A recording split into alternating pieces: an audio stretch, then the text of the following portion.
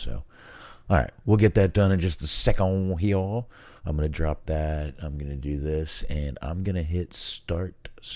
Let me lock this. Hold on. Let me lock both of these down just in case something tries to move. Okay, we're locked in. Okay. Close. Start streaming. It says we're streaming right now, Smark. All right. Which means we probably are, because YouTube's pretty fast about that shit, which means we're probably streaming right now. It says we're live.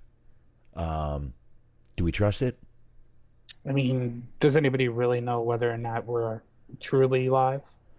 I don't know. This sounds very Doors movie-like. Yeah, it's sort of a metaphysical conundrum that we're facing, but we're going to try our best, I think. I mean, he did kind of say that in the Doors movie. Just to let you know. He grabbed someone and said, "How do you know you're alive? How do you know you're really alive?" Mm-hmm. And I did that little weird face because he was tripping. Well, but of course. He was tripping at the time. So, that's just what we had to do. So, anyway, folks, I see you. Hope everyone notices we're on YouTube here. Having a little issue with Mixler. It seems like it's just me and my computer. Mixer updated. And for some reason, I can't go live right now. It will not let me go live. I was showing Smark. It loses internet connection right every 8 to 10 seconds. So I'm just going to, for now, I'm going to do this in a few. But I'll tell you what, in a few days, I gotta pay for that bad boy. I'm going to make some decisions. I may not even use it anymore, but Smark, I know you've last week you were having internet issues, as I thought I was. I don't know what's going on with Mixler, but I was able to jump on Thursday real quick and just did a quick little solo news rundown. There you go. Yeah, it had been rain, and it's been last week. There was a lot of real bad rain and storms. They were showing on the news the weather that we ended up getting like about 150% the average rainfall that we would get for this month. Wow. Per average yearly average, we were up significantly. Yeah, that sounds like it. Let me turn this gain down just a little bit. All right, yeah, that sounds like pretty rough stuff right there. So 150%. Yep. Versus like what we're averaged to get in the month of August, or at this time in August, I guess. I didn't exactly make that clear, but it has rained a bunch this summer. There's been a couple of bad storms. Yeah. I mean, we haven't had much rain at all, but we are expecting rain tomorrow. I don't know. That could be, I mean, this could simply just be my allergies, which is why I feel like crap. I'm going to try to catch my coughing tonight, folks. Honestly, talking will help me not cough as much, but a little bit after lunch, I started feeling like shit. And I feel like I got a cold. And one of the guys was in the office coughing the last week, so hopefully I didn't fucking catch anything. I don't like catching anything. I don't like catching shit, my man Smark. I hear you. I don't like doing it. I'm gonna unlock this real quick. I just realized got your shoot name popping out here, man. Oh no. Oh no. like you're not on Facebook as it anyway. Yeah, I was gonna say I worked so hard to keep my identity a mystery. I do the same thing. I work hard to keep my identity just so quiet, but actually nobody posted my personal information on the page before. I'm surprised I haven't posted my own personal information.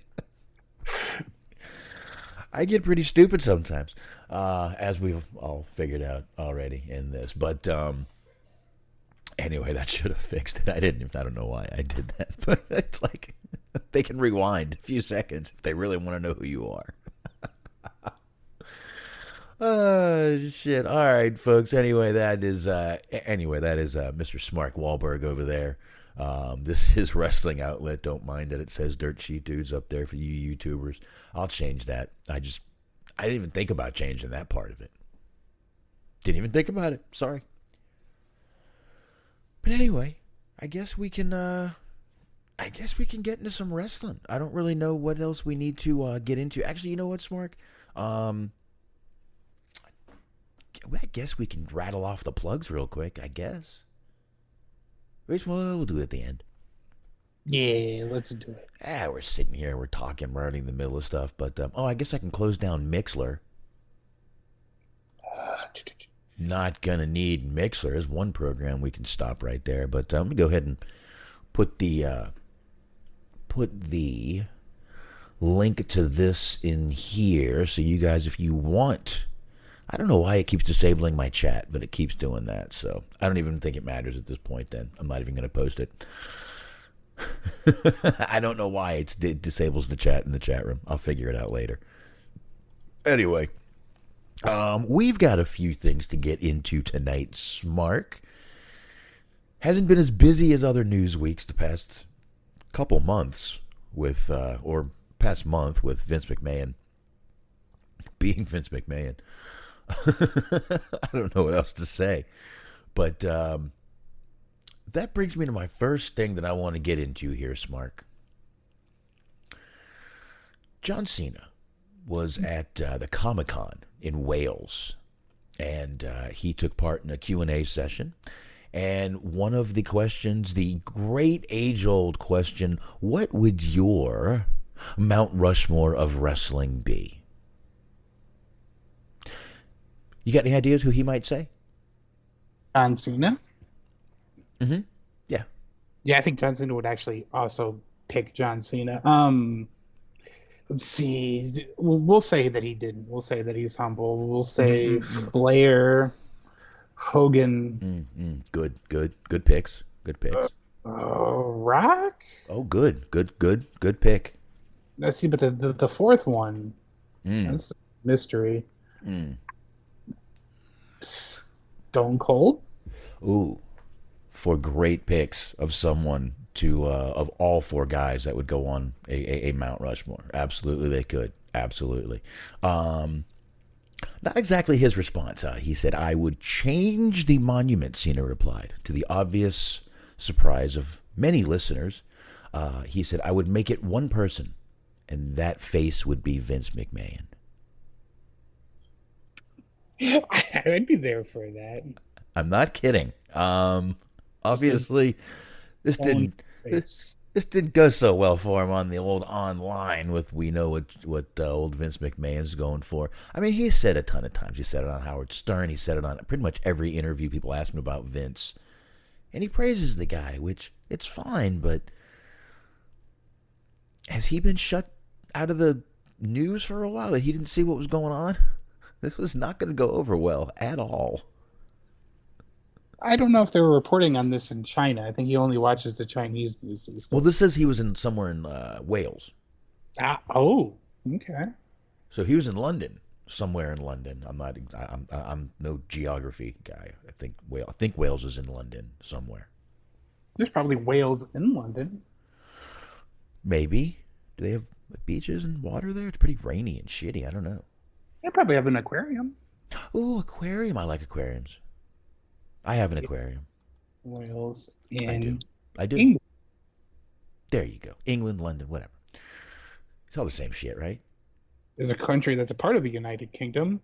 It is bordered by England to the east. Yeah. CSBC is sitting here in the chat, and we can't do anything. I don't know if he can. Oh, he can join the YouTube stream and listen. Absolutely, Dirk. You can go ahead and do the same thing. I know you can't hear, but I'll go ahead and post it real quick. That's what I'll do, so you guys can at least come on in. I don't know why or if there's a way to fix that chat to enable the chat while the thing's going on. Yeah, if you want to take a look at that, that's perfect. That'd be great if you could maybe let me know. I'll put YouTube up and get the channel right here. That way I can figure out what is going on. But yeah, we are definitely live here. I'll put that up right now. Do this. Drop the old Control-C. There we go right there. That's done for you guys. And yeah, if I can fix this, I will. I don't know why it's been doing this, but it's done this a few times already to me. Edit video. Would that work? Potentially. I haven't gotten to the YouTube video telling me how to stream on YouTube yet.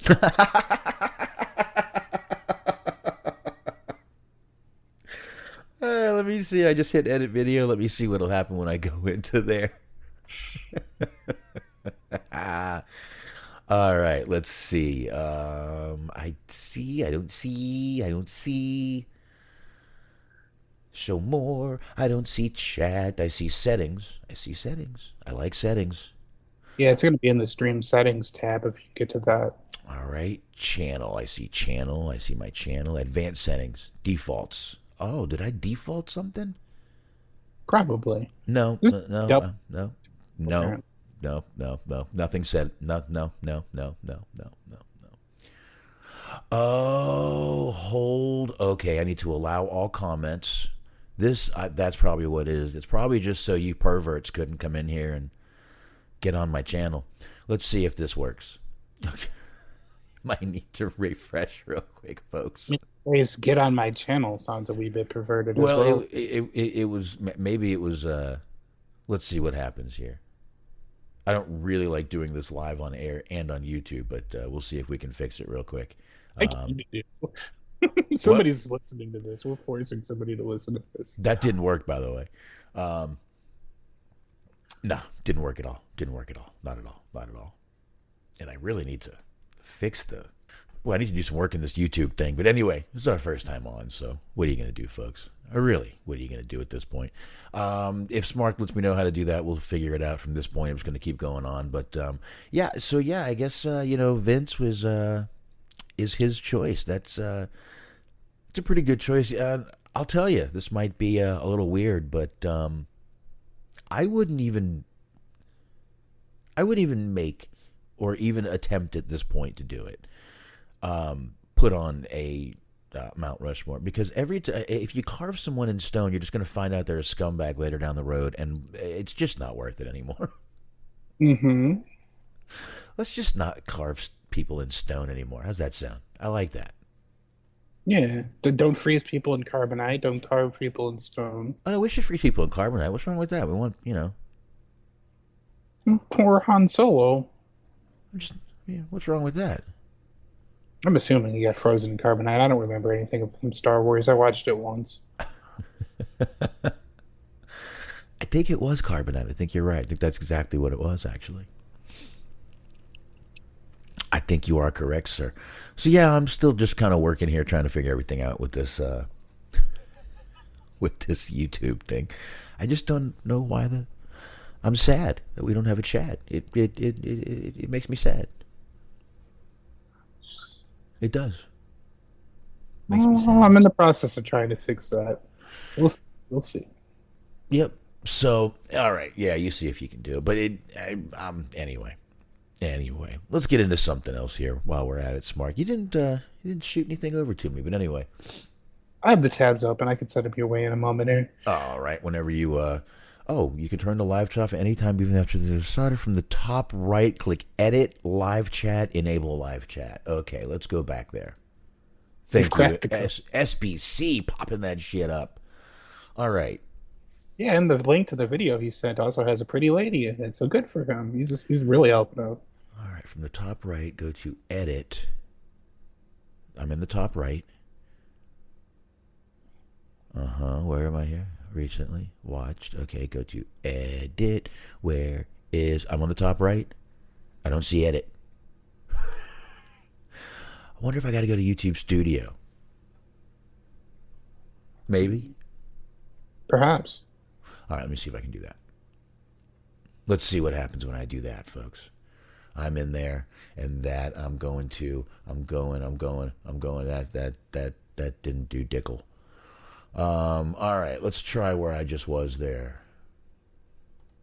Because I had hit edit. I might have just hit the wrong button. Because I did just hit edit, if you remember. I was in the edit. Remember? Mm-hmm. All right. So let me go back into the live video. I'm going to hit the edit button. And then look for live chats. That's what I don't see, is if I hit edit video... Well, there should be a thing that should say edit stream from what I was seeing. Yeah, don't see that. Not on the top right. Let me see here. Create notifications. There is no edit stream, sir. None. Let me hit edit video again and see what I come up with. See if I can find the words live chat. And then, like I said, we'll keep trying to figure this out. But I don't see it. I see the channel. Okay, hold on. Changes. Subtitle, screen, cards. Customization? Did you... Wait. Live chat is disabled. I can hit learn more. And it's telling me, I put it as made for kids. That's what I was right about to ask you. Which means you can't chat? If you just change it so that it's not set for kids. Okay, so I'm here. Anyone? It won't let me check anything now. It won't let me do anything in here. It's locked. It's locked down. It won't let me change anything. So I guess we're not going to have a chat tonight. I am sorry, folks. Let me try this one thing. Still keep chatting in the Mixler here. If anybody wants to do that, I'll just... Yeah, you guys are welcome to go in the Mixer. I'll pop back and forth. That's not a problem at all. I can definitely do that. Yeah, okay, I didn't know that was what was going on here. So I thought if you put it for kids, everyone would be able to chat. I thought it wouldn't have restrictions. I guess I screwed that one up right there. So, sorry, folks. But, all right, at least we know where to get in there now. And, oh, wait. I can switch it to no. Hit save. Okay, I hit it. Let me go back to customization. And live chat looks like it is enabled. You may need to refresh, but it looks like live chat is enabled out here now. When you upload this, can I request that we leave all of this in? Yeah, what do you think? I know how to edit? Oh, thank God. That'll be great. You think I know how to edit things? Come on. Some poor person. Just fast forwarding about 40 minutes in, like, what are they going to talk about? Kenny Omega. Oh, of course we're going to talk about Kenny Omega. Michael. Why would we talk about Kenny Omega? It's probably just Kenny Omega listening on a bus somewhere. Probably, but there we go. There we go. We got... Kids cannot write according to YouTube, says SBC. We got SBC in the chat now, so chat is enabled. Sorry about that, everybody. I'll make sure I set that as a default from now on, so we don't ever have to do that again. But anywho, all right. So we did the John Cena monument thing. I really didn't want to sit there and go into a 40-minute rant on it, and luckily we did not. But like I said, we don't really have much news this week about Vince McMahon. It's not even really worth getting in any of it. But one thing I do want to get into is another gentleman who is in the television business, and that would be Eric Bischoff, Smark. Yeah. Well, we know Bischoff, and for some reason, he's been, I wouldn't say going after, but he's been kind of all over Tony Khan lately in AEW. I mean, he had no problems when he took a payday from him. Yes. But he also has been pretty he's been criticizing him a lot lately. He was doing a interview with Shaq Wrestling. It's a podcast. I've never heard of it, actually. And he said, Tony Khan doesn't have a creative instinct in his body. Eric Bischoff said, exactly, AEW is a super meaning alternative to WWE. But the point is, Tony Khan refers to WWE as competition. Tony, wake the fuck up. You are not competition. You have not taken any market share. Your audience is not growing on television, and there is not even a comparison in terms of financial perspective. In terms of revenue generation. So exactly how are you competitive? If you're not taking market share and you're not even in the same conversation from a revenue point, that's the beginning and end of the competition conversation. You're either taking market share or you're not. or you're either equal to or close in competitors' revenue, and they're not. They're not even close. All right. That's the first part of it. And, I mean, I guess that's not really criticism right there. All right. I can see that. You're also talking about one company that's been around for, 50 years, and one company that's been around for 3. Mm-hmm. I do agree. I don't think they're actually competition. I think they're simply an alternative. I don't like calling them competition either because they're not on the same night. Okay, the one show that's on the same night isn't at the same time. That make more sense? Yeah. So they're really not competition at all. When you think about it, they're really not. They're not, and I that's the one thing I kind of get where he's going. Now here we go. He said, if Tony Khan is smart, and I know he's very smart, very, very smart, a lot smarter than me in a lot of ways. I don't exactly think he's got a creative instinct in his body. I think what he's doing is reliving a childhood memory, of ECW and the indie scene and super matches. He's booking, in my opinion, like a 14-year-old would, who would have a lot of toys and things he can play with. But I'm not seeing story. We've seen the wrestling audience or AEW audience call it a story, but it's not. It's an excuse for having a super match or dream match. Well, you should crack the code on the wrestling business. This is all just setting up to have matches later. It really is. I mean, it really is. I mean, but this is where I sort of disagree with him. Tony Khan is sort of in ways fulfilling some of his own dream matches. Of course he is. But to say AEW doesn't have any storylines is pretty shitty, in my opinion. Give me a sec, I have to cough here. You could say that you don't like the storylines, or you don't think that, the conclusions are fulfilling, but they have them. They exist. They do, and most of them are pretty good storylines, I actually think. Yeah. I actually think they're not bad, to be honest with you.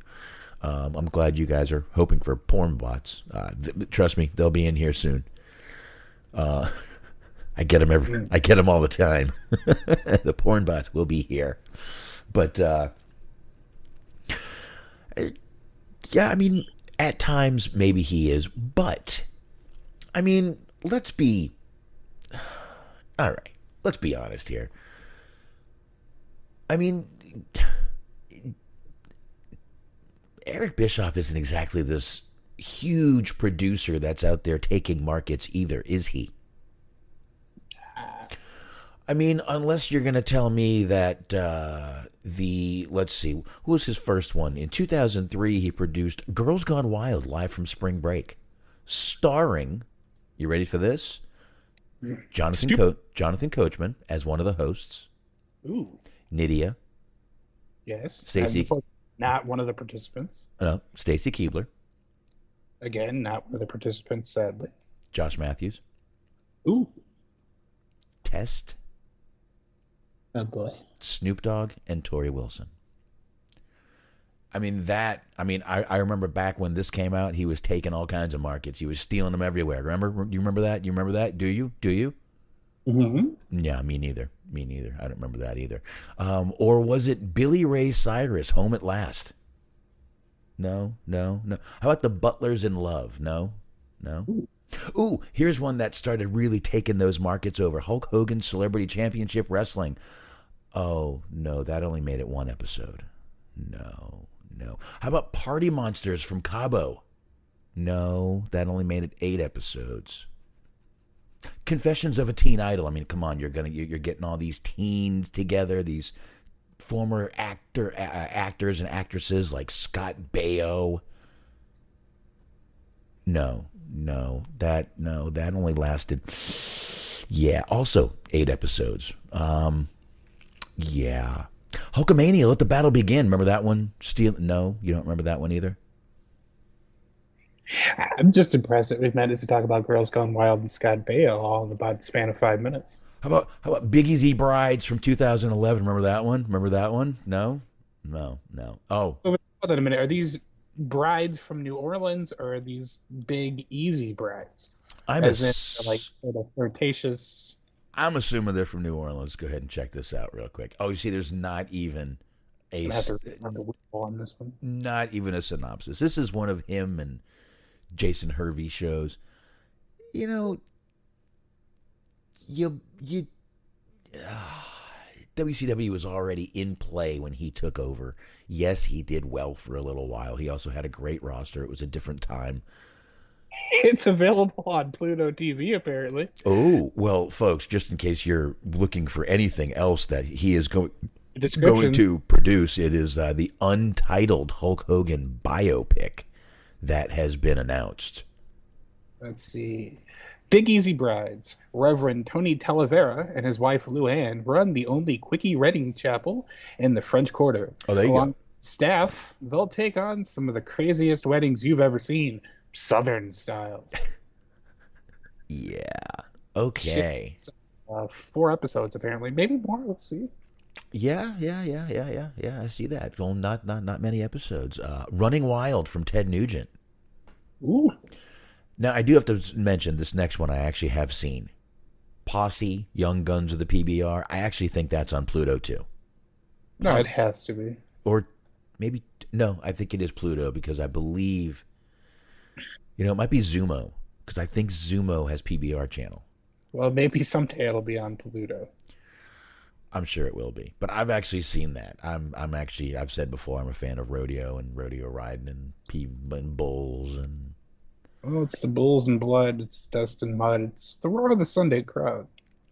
Yeah, I've actually seen this. So, not bad. It wasn't bad. All right. But anyway, I just don't understand why suddenly. Oh yeah, there we go. I don't understand why suddenly Eric Bischoff is just being so critical of Tony Khan and all this shit going down. It's just strange to me. That out of nowhere, like every week now, Eric Bischoff is shitting on blast Tony Khan, shits on Tony Khan for this, shits on Tony Khan for that. He's going to get tired of shitting soon. Can one ever really be tired of shitting? I hope so. I do. I hope so. I mean, luckily, no one's being shit on. Oh, fuck. Hold on. That's sort of a Bella Twins thing. Okay. Yeah, I'm sorry, folks. I don't know why. I'm feeling like shit, though. But don't worry. I got some beer. It should help me. It should help. The beer always helps, right? No, but of course. And my dog is crying behind me for something, so I really don't want to get up. It's just me and a pair of Zubaz here. I'll text my wife in a minute to come open the door for the dog. Anyway, I don't know. I'm not even sure where to go from here at this point. What do you think of the whole Bischoff thing? I mean, 1 minute. I don't.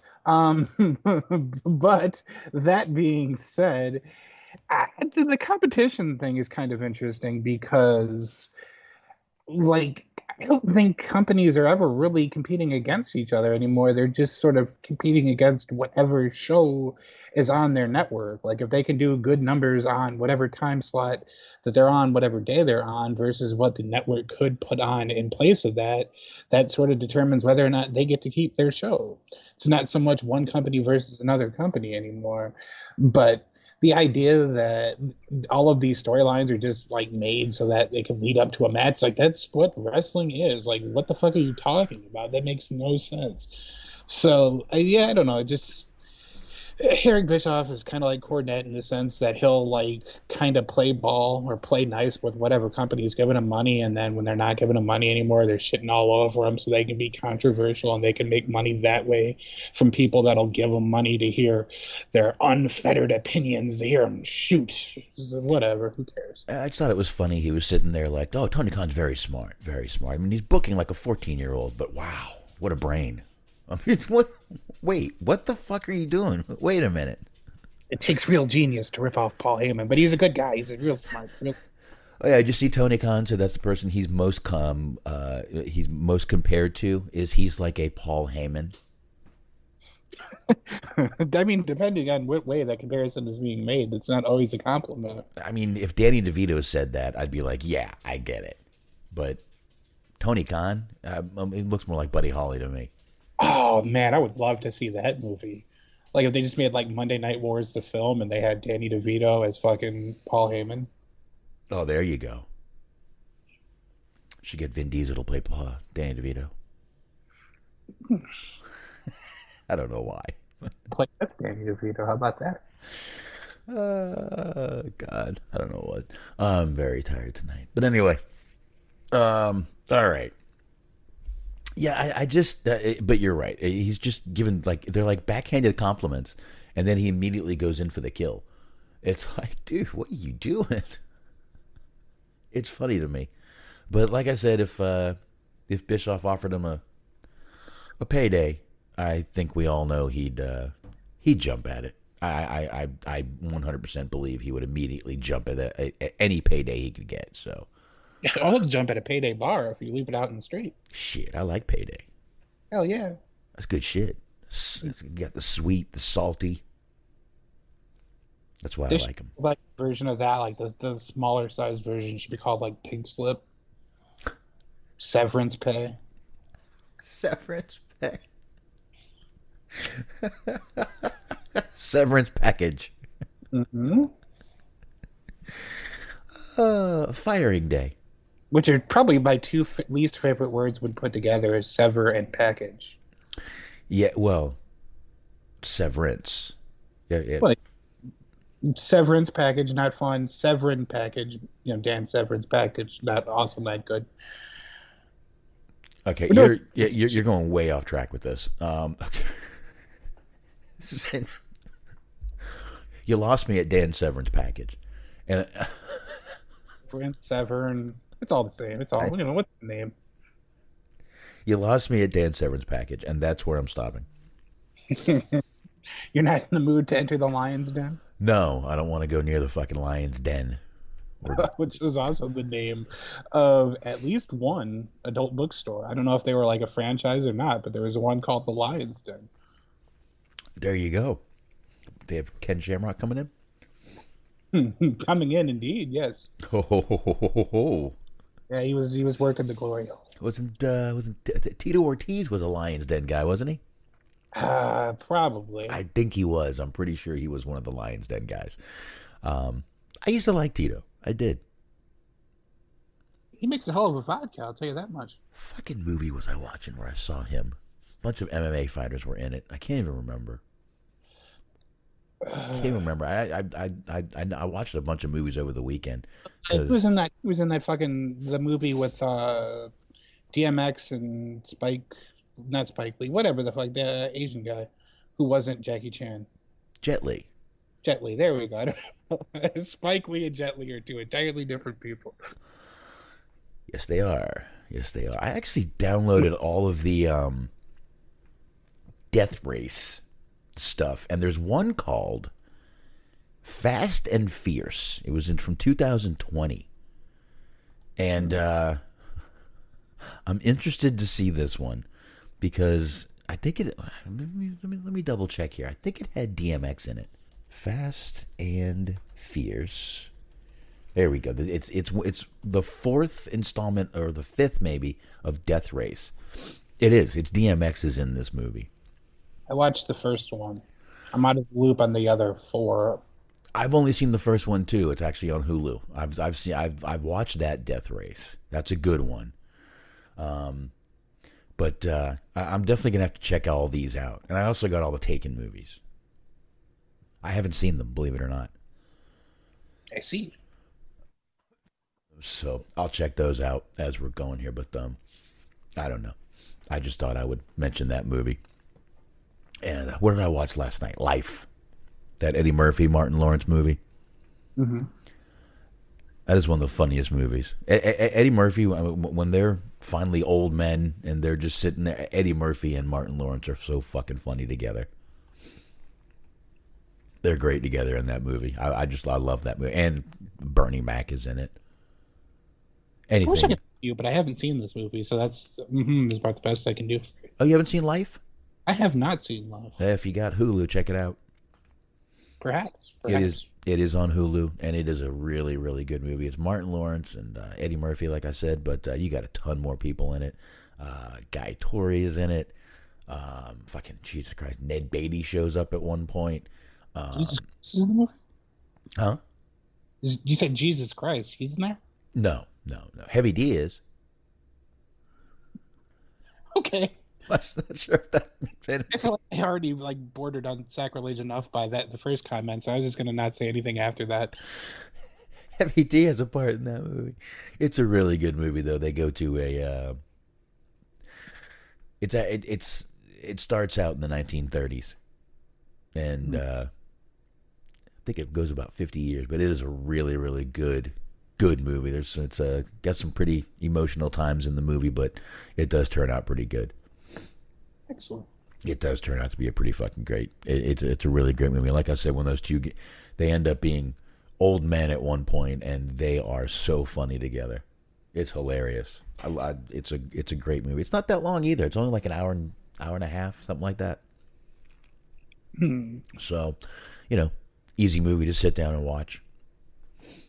According to SBC, Sly loves the wrestling.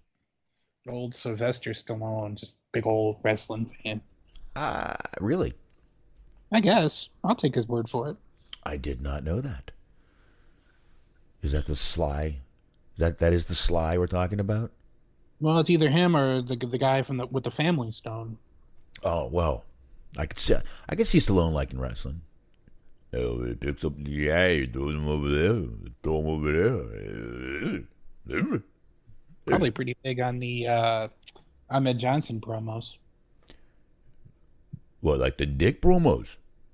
Well, I mean, just that they have a similar enunciation issue, so I'd think he'd be a big fan of Ahmed Johnson. Oh, that okay. Well, I mean, at this point, Ric Flair has the same fucking lisp that Rocky had when he's talking. Never mind. I was gonna say, do you think there's any of those deleted scenes in one of the Rocky DVDs where Rocky exposes himself to a flight attendant? I hope not. Apparently, I have an echo. Really? That's what Dirk says. I don't hear. It's not on my end. It actually works because I want what I say to have gravitas. So I would like to have it be said multiple times. Well, there's nothing I can do about you having. There's only one thing in the audio mixer in OBS.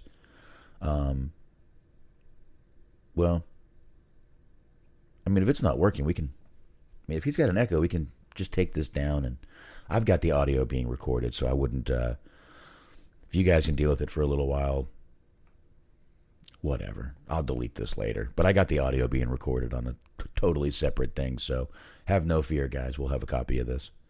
I don't know why.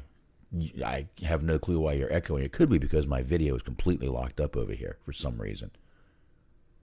Yeah, you're making a rather interesting face there. You had a real poignant thing that was on your mind. I just look high. Yeah. Which makes sense. Because I am. I really, the video is just sitting there locked up. Yep. Any audio? Yes, I had to turn on the audio in order to answer that question. Well, that's great. There is an echo. I do hear the echo. That's fun. All right. Well, like I said, I don't know why he would have an echo. There's only, okay, I guess I'll try to fix something while I'm here now, too. Listen, just smoke some weed if you're listening, and it'll all balance out. You can pretend we're in space. Maybe that's why I don't hear the echo, man. Let me see. Let me unhide and see something. Okay, I see why you might have an echo here. Let me hit this. All right, say something. Something.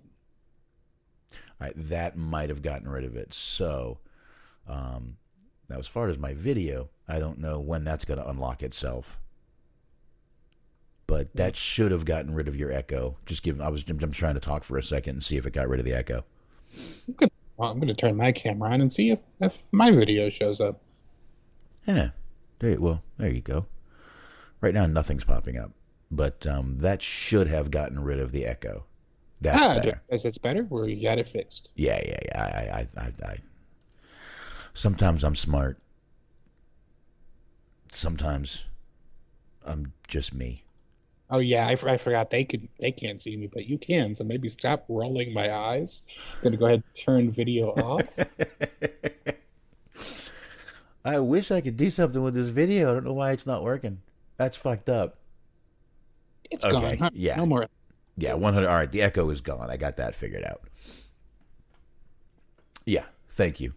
Thank you, SBC and Dirk. I appreciate y'all coming on in and helping me with this. Once we get it set, I'll know what to do. I'll get everything done. Like I said, this is just, we threw this together quickly, which is why this all looks like shit. I don't even know if there's a way to do anything to my video here in OBS. Honestly. Actually, I know what I can do real quick. I know what we can do real quick, Smark. I will take this off the screen and then put it back on. Why don't we try doing that? Sure. I know OBS was having problems. I think over the weekend, somebody I follow on Twitch was talking about it. All right, let's try this one more time. We do this. We go to the old window capture, and we do that, and we go here, and we get the window. The window is going to be Skype-a-rooney. Oh, see, that's one problem. It's not picking up Skype. Oh, look at that. All right, now it will. Hold on. Let me try it one more time. I just love fixing stuff live on air. It's so much fun. I'm kind of wondering out loud here, but I'm thinking maybe if we can get this figured out, like would we actually like be allowed to go on like adult websites? Like would they kick us off? Like if we were just like showed up on Chatterbait, we just started talking about wrestling. Like how long would that last before somebody got upset? Would they get upset? That's the thing is I'm like trying to like look into the future and see some untapped markets. A wrestling podcast like YouTube, yes, Twitch, yes, but you know, untapped markets. Is that what you're looking to see? Okay, camera's back. Ironically, untapped markets is actually a category on Shutterbait. I'll bet it is. It's just spelled deflower, but anyway. All right, I should have my camera's back up here. I'm getting it straightened back out for everybody here. Sorry about that. I don't know what happened. I don't know. OBS just had a little. OBS had a fart. If you deflower somebody, does that make you a botanist? Yes. I feel like that was actually pretty highbrow for a sex joke. Anyways. Well, and therein lies the problem, Smark. Okay. This is quite the show, isn't it? Yes, sir, it is. This is more of a learning experience than a show at this point. For everyone. Luckily, there's going to be mostly just audio. But yeah, there we go. I should have the camera back on and working. There you go, Smark over there picking his nose. Oh, man, this is going to be great. I don't even know where the fuck we were at this point. Like, we did something. We said something about Eric Bischoff a while ago. Talking about Eric Bischoff, and then we were talking about the various missteps in his production career, biggest rides.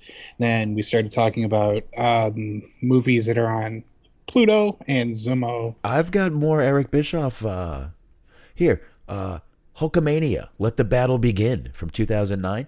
Remember that one? TV special? No? Sure. How about Finding Hulk Hogan? Is it like Finding Nemo? No, Hulk Hogan. No.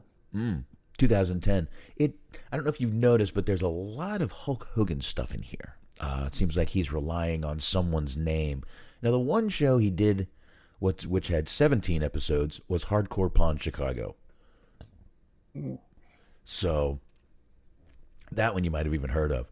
Now, this is the show he was doing during the whole Aces and Eights run, the Devil's Ride. Yeah. Everyone could say, oh, it was Sons of Anarchy, blah, blah, blah. He was doing a fucking television show about motorcycle gangs, a reality show about motorcycle gangs when this was all coming around. But everyone just thought it was kind of SOA-like, this show. It wasn't actually a reality show. It was a fictional motorcycle gang, but it was shot like a reality show. You know what I Right. mean? They would do like the interviews and stuff like that. But Yeah, it like was The Office, but with motorcycle gangs. probably where he got the idea because I believe this guy also doesn't have very much of a creative bone in his body either, or instinct, as he said. Um, I mean, what did he do when he has another Hulk Hogan thing announced? I mean, he did something called I Heart Nick Carter. So the lad from the Backstreet Boys. I thought he at first you were talking about I Heart Nick Hogan, and I was like, oh boy. No, this series, I Heart Nick Carter. This series follows the lives of engaged couple Backstreet Boys member Nick Carter and fitness competitor Lauren Kitt on their journey to the big day, along the way dealing with management, family issues, and figuring out married life. Is this show still on TV? It doesn't have an ending date. No, one season, 2014. Didn't have an end date because it just didn't get picked back up by anybody, I guess. Well, if it hasn't been officially canceled, there's still hope. Well, I mean, obviously Eric Bischoff just is so creative. And that's just producer. What else does he have here? What are the credits can we get? Oh, writer. You want to see what he's written? Let's get into writer. Okay, The Big Easy Brides. Let's see here. Writer. We go to night. Of course, we got some Nitro stuff in there. I'm not even going to mention that. The Teen Idol Show. Beverly Hills Famous. Beverly Hills Famous. That show was 6 episodes. What do you think? No? No? Hulk Hogan's Micro Championship Wrestling. Once again. He seems to fall back on Hulk Hogan's name a lot, doesn't he? Yeah, he's falling back on Hogan quite a bit. Yes. Yeah. And that's about it. Everything else is WWE or AEW or WCW stuff, really. Although he was on one episode of Arliss. It would have been great if it turned out that he just like wrote a random episode of like Breaking Bad or like Peaky Blinders or some shit. No, he didn't. But he was on one episode of Arliss. I don't know if you ever saw that show. I have seen Arliss, yes. Really? That was a great show. Yeah, they used to play the reruns on ESPN Classic. All right. Robert Wool, I liked him. Michael Boatman, I believe is that gentleman's name.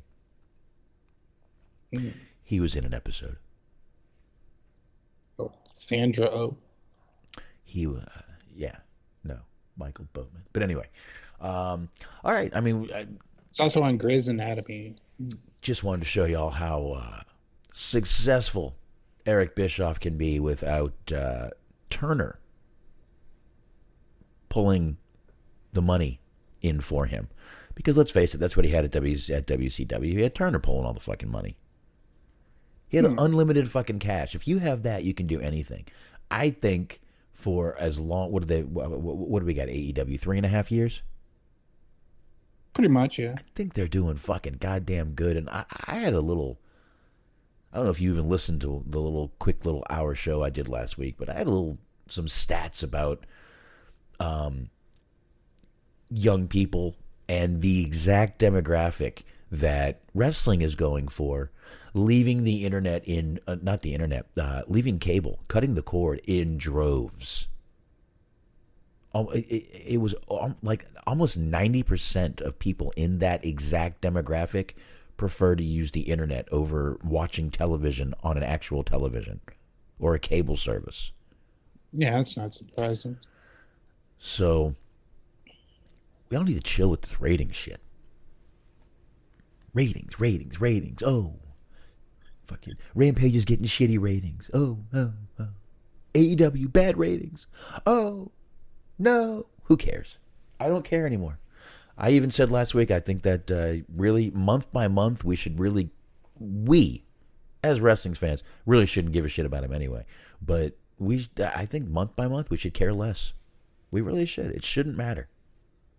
I mean, I really don't care all that much now about the ratings or about like ticket sales or whatever. That doesn't make the show any better in terms of quality for me. Exactly. So, but I mean, no, it doesn't make or break the show for me either. It really doesn't. It's just fucking ridiculous that that everyone is like harping on ratings.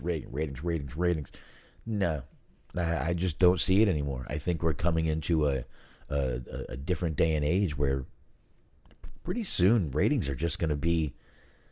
If they stopped releasing ratings to the public, I wouldn't give a fuck. Right. I really would not give a shit. I really wouldn't care. It would be just fine with me. So they probably should. It's something we don't even care anymore. We'll know if a show is doing bad. It will switch nights. They will take off time of it. They will switch the time of it. They will do things to the show that we will know something is not right. As long as everything stays on the same night at the same time, there's nothing wrong. There ain't nothing wrong. Indeed. Indeed, sir. All right. I guess we can get on to a few more little... I don't have a ton more, but we can get into a few things here. Just a couple quick things to mention. We had Hit Row, obviously minus Swerve, come back to SmackDown. Smark, did you? I'm sure you've seen that by now. I have heard about this. Yes. Mm-hmm. I mean, listen. Let's face it. They really never got. They never got a shot. They never got a fair shake at anything. They came in. They got rid of BFAB, like almost immediately when they were brought up to the main roster. And then like a week and a half, 2 weeks later, the other two guys or three guys were gone. Yeah, so, apparently they got in trouble for asking where their stablement went. Yeah, isn't that amazing? They did. They got in trouble for asking what happened because she hadn't gotten her flight information, the itinerary and all that stuff. She hadn't gotten any of her flight information. So they were like, let's make a phone call for her and see what's going on. No. That's what, they were just told, oh, well, and you know what the worst part about that is? They were told it was a mistake and everything is okay. Just come on to the show. They didn't even tell them when they got a hold of someone over the phone. They waited till they got to the fucking show that night before they told them. So basically they were fucking, I'm not going to say they were lied to. They were finessed into coming to the show, though. I would use the word they were finessed. I'm kind of disappointed that they didn't just go the full-on like asshole route and just like Vic, just all of a sudden one week they just like give Alicia Fox her role. They're just like, that's always been BFAB. We don't know what you're talking about.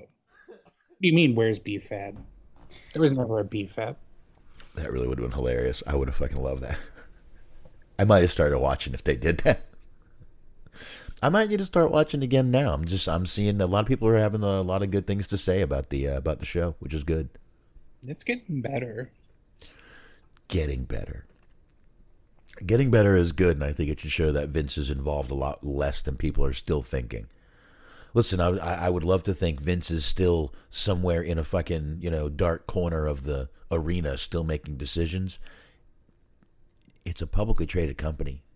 They will be crucified if that came out, that he was still back there helping. Crucified. So, yeah. I don't think so. I just don't think he is. I think he's... I know it's got to be tough for him. It's got to be tough for the old guy. But something had to be done. Something had to be done, Smark. Something. So anyway, there's that. But yeah, I think it's good they're bringing back people. I mean, they've already brought back Cross, Scarlett. Thank God they brought back Scarlett with him. Loomis, Dexter, Hit Row. Am I missing anyone, or is that it right now? No, I think that's about it. I think that's about it right now. But you can definitely see that Triple H trying to put his thumbprint, his stamp on everything they're trying to do. I like it, man. I like that he's doing this. I think it's a great idea. He needs to do that. He needs to make people really know that Vince ain't around anymore. This is a whole new ball game. So I feel like he's kind of on that track right now, which is a good thing in my opinion. Yeah, I think so too. Been hearing good things, but that just means Vince has a high opinion of himself. That is true. Who does? AJ Francis, top dollar. He does. He does. I will admit, he does seem very cocky at times. I'm not going to lie. He thinks he's worth a lot more than he probably is. There's not really, I mean, there's no harm in that. Especially especially in the fucking wrestling bit. I'm sure someone told him you need to be a little confident and cocky here. And maybe he's taking it too far. That's not up for me to decide, but I don't know. I kind of like it. I think he's a very confident guy. Who's going to fucking get in his face and tell him anything else? Yeah. It's like when Lance Archer had that fucking big, the tramp stamp on his fucking back. He's like, yeah, who's going to fucking tell me anything? He's like 6'5" and he will kill you. Yeah, Brock Lesnar's allowed to have a giant penis in the middle of his chest. He can have all the dick tattoos he wants. He could literally put a dick on himself and no one would say anything. Dude, Samoa Joe had a fucking cock on his face for years. No one said anything. Mm-hmm. Luckily, it was drawn on. Which is worse because that means it was by choice. But, well, I think you muted yourself. You did.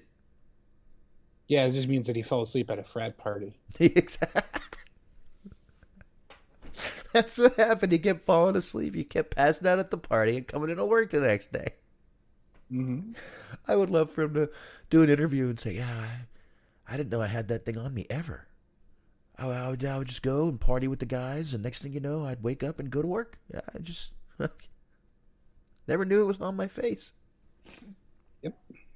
That'd be some good shit right there. I like that. I do.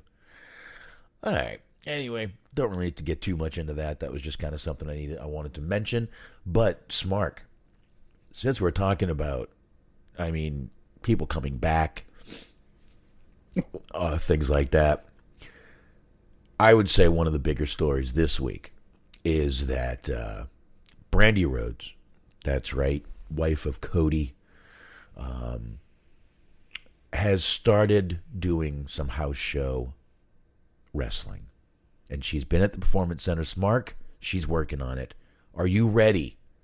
Are you ready for Brandy Rhodes' return to the ring? I have never been more ready for anything in my life. I mean, what are you doing to prepare for this? Myself. I couldn't have put you on the spot anymore, could I? That's it. You asked me what I'm doing to prepare for this, and the answer is myself. Yeah, what the hell, man? It was worth it. Yeah, listen, she's trying. She's working. I don't know how to make this sound great. I don't know how this is going to go. We're just going to have to wait and see how this works out, everybody. I don't know what else to tell you. She's never, I mean, literally, they were chanting "shut the fuck up" last time we saw her in a wrestling ring. Last time we, on television, saw her in a wrestling ring, they were yelling and chanting "shut the fuck up."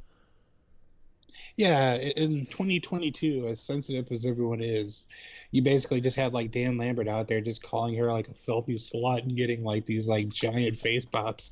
It's like, yeah, shut your whore mouth. Yeah. Exactly. He's literally putting this woman down and the crowd is loving it. I mean, she made Dan Lambert a babyface, which is obviously not easy to do.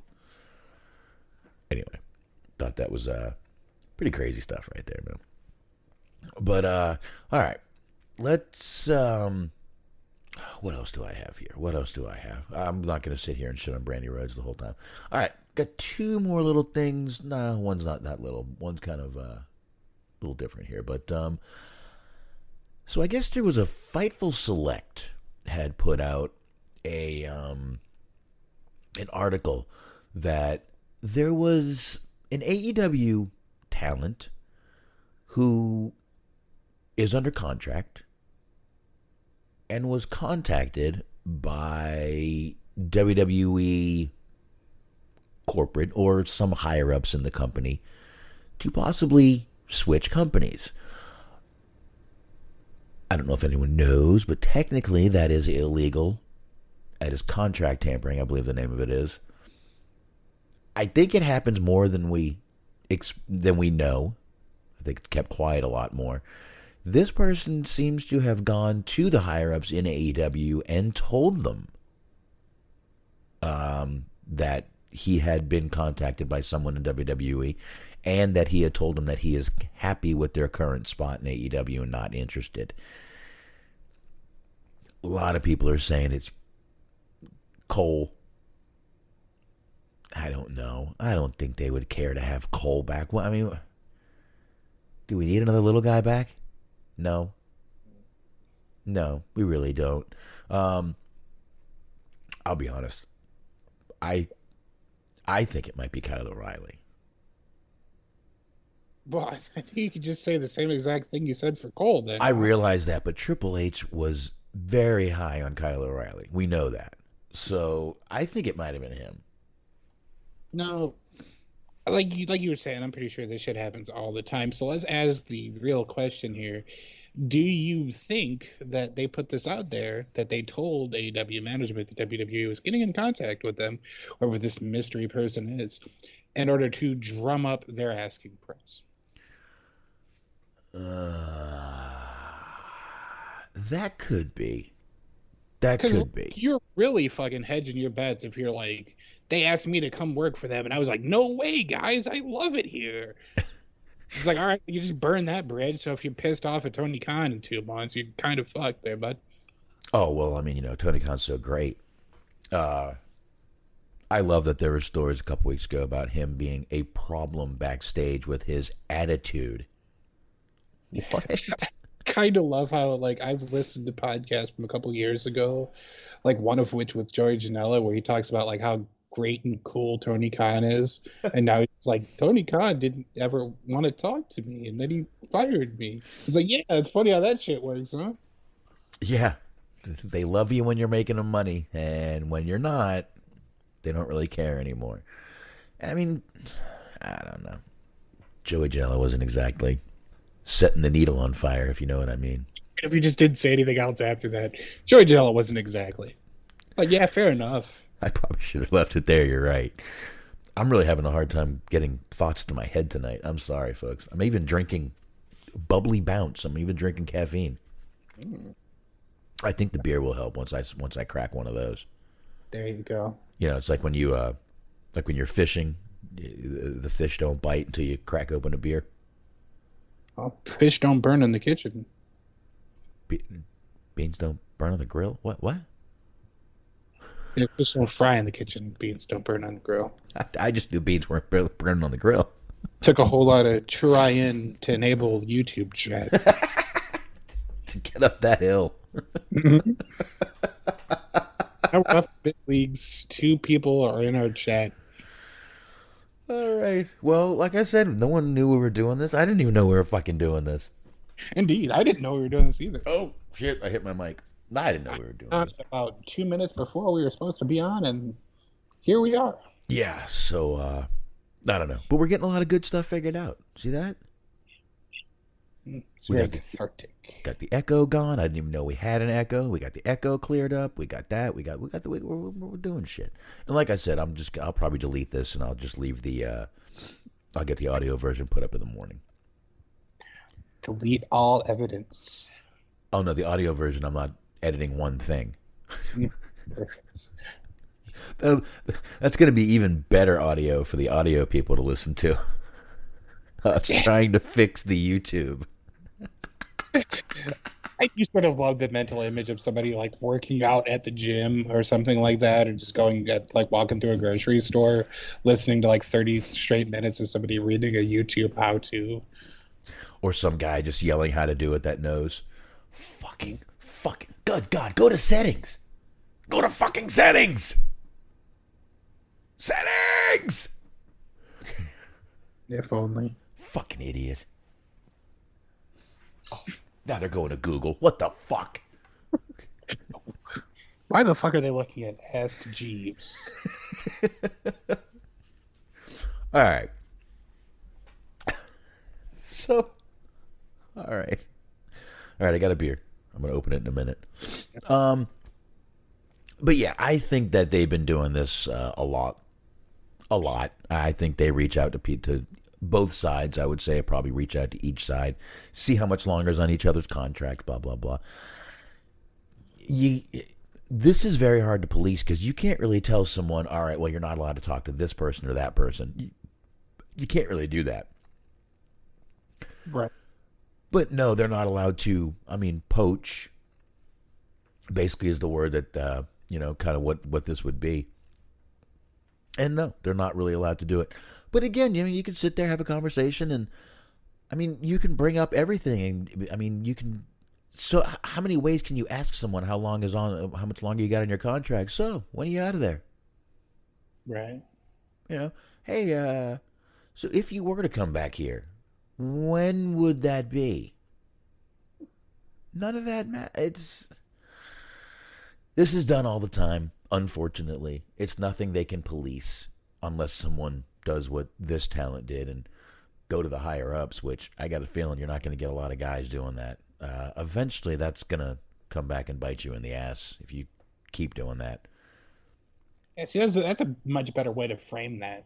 Not so much who went to AEW to tell, more of just who do we think is a snitch? Kyle O'Reilly. Fucking cool Kyle's a narc after all. Huh? If fucking Roderick Strong was there, I would say it was him.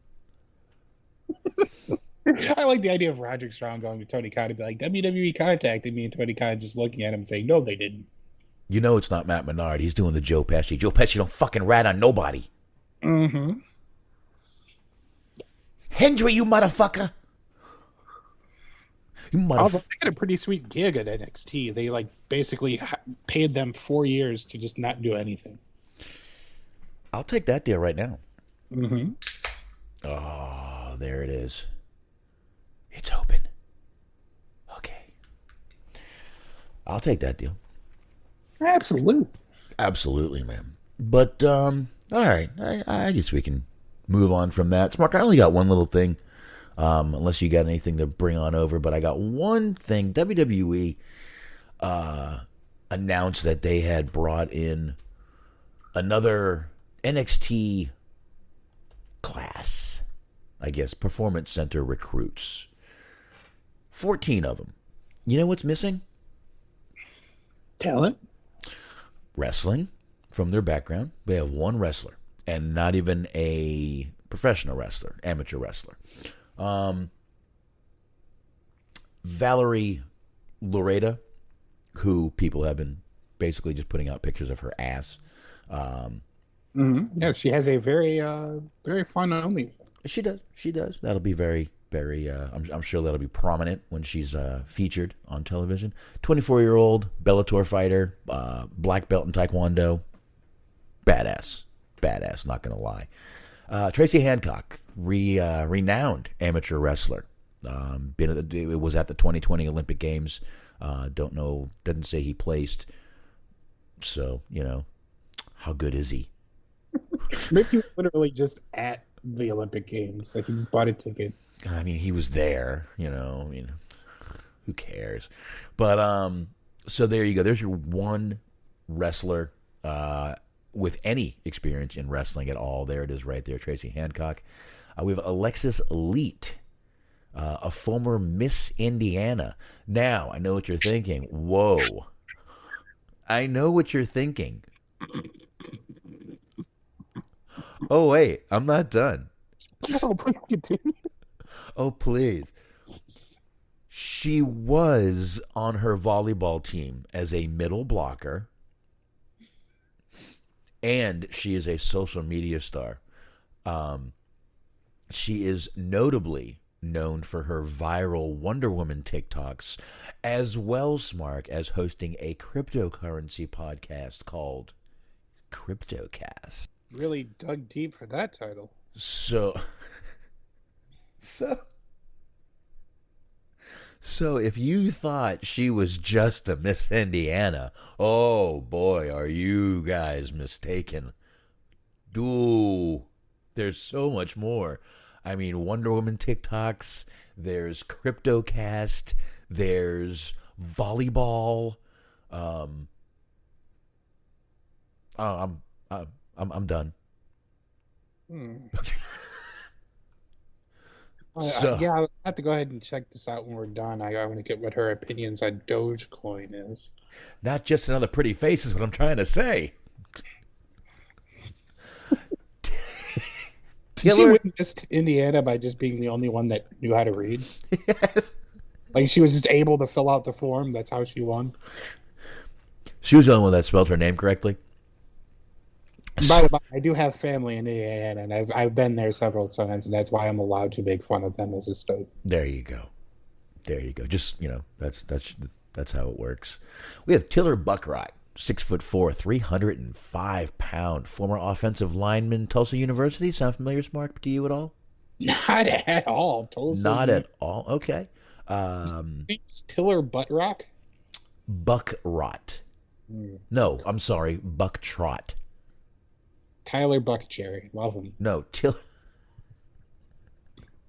Resolved it up again. Yeah, Tyler Bucksnot. Tyler Bitch. Tyler Buttsnot. What? Bucksnort, Tennessee, home of Mance Warner. All right. Anyway, proud representative of his indigenous heritage as a member of the Muskogee Creek tribe. All right. Well, I want to point out that I already said I had no idea who he was. So I wasn't making fun of him for that. Guess he's an Okie from Muskogee. Ah, there you go. Oh, I just dad joked all y'all. Okay. I am coming down to a few names. I'm going to butcher a few names. I do not mean any disrespect. I apologize. But it's going to happen. 24-year-old Abul Abadi Fitzgerald. Got through that one. Lakeland, Florida, from Nigeria. 6'5", 284-pounder. 4 seasons as a defensive tackle for Kentucky, Mark. Okay, yeah, there you go. You know him? Some SEC action. I mean, I don't follow college football that much, but okay. Yeah, it's a lot more credible. Okay, it is? I mean, as a football school, then Tulsa, yeah. All right. Okay, now we needed a little bit of talent to come here. We've got it. AJ Amrahine. I don't know if I said that name right. He's a fitness instructor from Scottsburg, Indiana. Oh boy. A former tumbler on the Baylor acrobatics and tumbling team, and a 3-time national champion with the Bears. Da Bears? Da Bears. Da Bears. Okay. And she, this is a woman, was named, so I'm not sure which Bears, 2020 Female Scholar Athlete of the Year. So there you go. There you go with that. All right, folks. Now we're coming to it again. Looks like another football player here. 6'4", 330. They got some big boys in this class. They got a lot of 6'4", 6'5" guys. Actually, I'm looking at the heights. I see 6'1", 6'3", 6'4", 6'4". Geez, they're getting some big dudes in this motherfucker. 6'4", 335-pound Antoine Frazier, Huffman, Texas. Another football player for the offensive line, Kansas University and Northern Iowa. All right. Another one here. Let's see. This is an NIL. What's NIL athlete? I don't know either. Oh, okay. Here we go. Their little system. I don't know what here. Let me just try this name. Isaac Odugbasan is a 3-time SEC shot put champion. Okay. NIL stands for name, image, and likeness. The definition of NIL is simple. Is the ability of compensation paid to NCAA student athletes to promote, partner, or represent brands. So I guess he's currently in college. Okay, I got you. So, yeah, he actually holds records for indoor and outdoor for distance with a shot put. Wow, for Alabama. Very nice. And we got Daniel Macarthur here. We got another 6', 300-pound mammoth of a man. Jesus Christ. Track and field champion from the University of North Carolina. Another one that holds shot put records at UNC and was also at the 2020 Olympic trials. Dude, they got some big motherfuckers, man. Yes, sir. Gina DeLucia, 24-year-old CrossFit competitor, ranked among the top 200 females in the United States, a graduate of Ole Miss. And once again, here we go. Former cheerleader, folks. That's it. One person was like fucking Miss Teen Indiana. The other person was like student fucking scholar of the year 2020. The other person just held some pom-poms for a while. Well, now we have Giovanna Ibernio, black belt in Brazilian Jiu-Jitsu, winning both Pan-American. Wow, that's both of these are impressive. Pan-American and European championships in BJJ. That's fucking impressive. Not surprising. They are from Sao Paulo, Brazil. And no Brazilian Jiu-Jitsu. Yes, yeah, that's how it goes. Personal trainer also, but they didn't give a height for that one. Personal trainer. They went to like a Planet Fitness somewhere and just weighted their staff. They just went to a 24-hour fitness. Mm-hmm. Hey, so anyone here feel like going to wrestling school? Anyone? Would anybody perhaps be willing to take some hush money? There you go. Anybody feel like banging a 76-year-old man? Anyone? Hands. Show of hands. Okay, you? The tumbler. Not surprising. All right. Oh, the butt snot guy. Okay, that makes sense too. Okay. All right, Jim butt stuff. Get over here. All right, back to 6'4", 260 pounds. Houston Miller played 3 seasons for Texas Tech on the defensive line.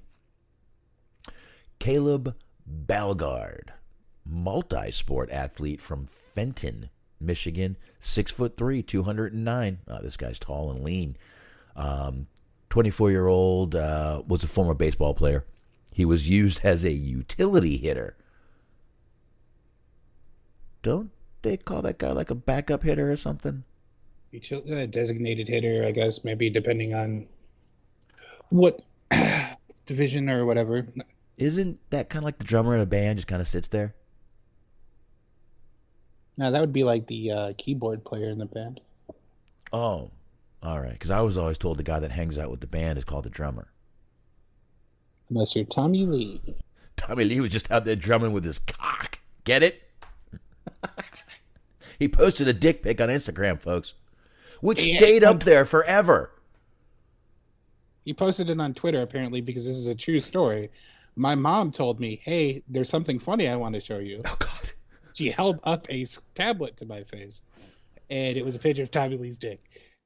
And that's not funny. That's discouraging for everybody else in the male race. I know. I kept telling my wife she can't see it.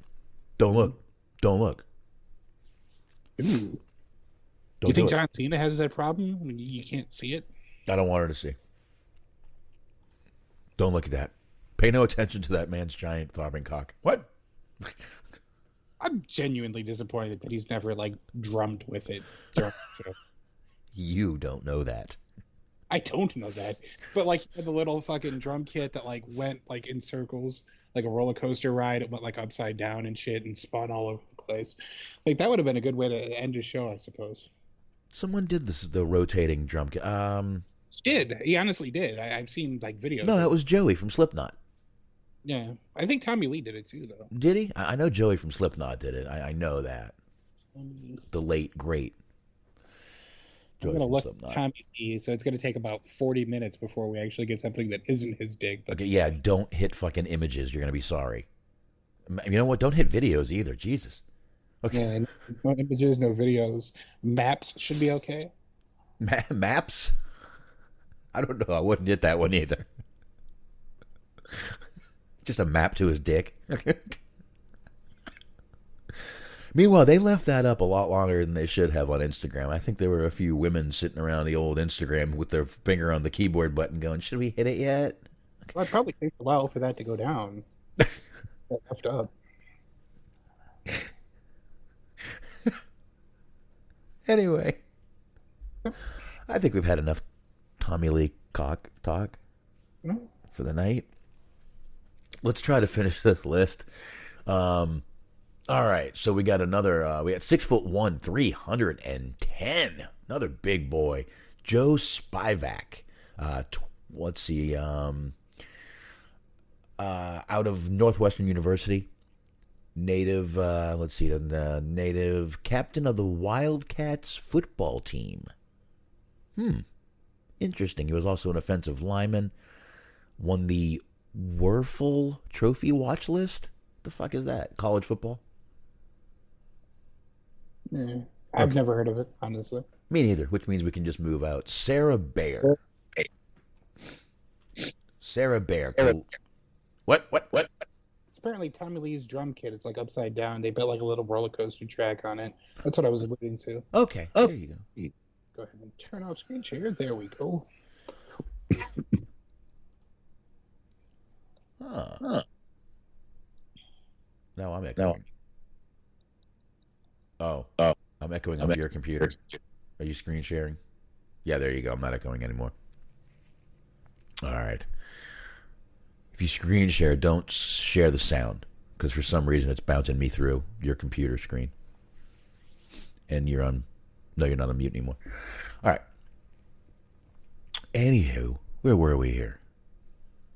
Oh, yeah. Sarah Bear, soccer basketball player at Bowling Green University and Lynn University. Now, if I'm not mistaken, Lynn University is in Florida. No, I used to live near it. Lynn University, Florida is one of the results. So Lynn University, that would be in Boca Raton, Florida, right off of Military Parkway, and I haven't even looked it up yet. That's right. Well, I used to live right there, right down the road from that. That's where all the kids that were in my apartment complex lived. Contact the Office of Admission. That's area code 1-561-237-7900. There you go. That is it. Both right there on Military Road in Boca Raton. Yeah, I lived right down the road from this place. Like literally maybe 3-4 minutes. Like I said, all the kids used to live in that neighborhood, which made for a lot of fun nights. Yeah. I mean, a lot of fun nights.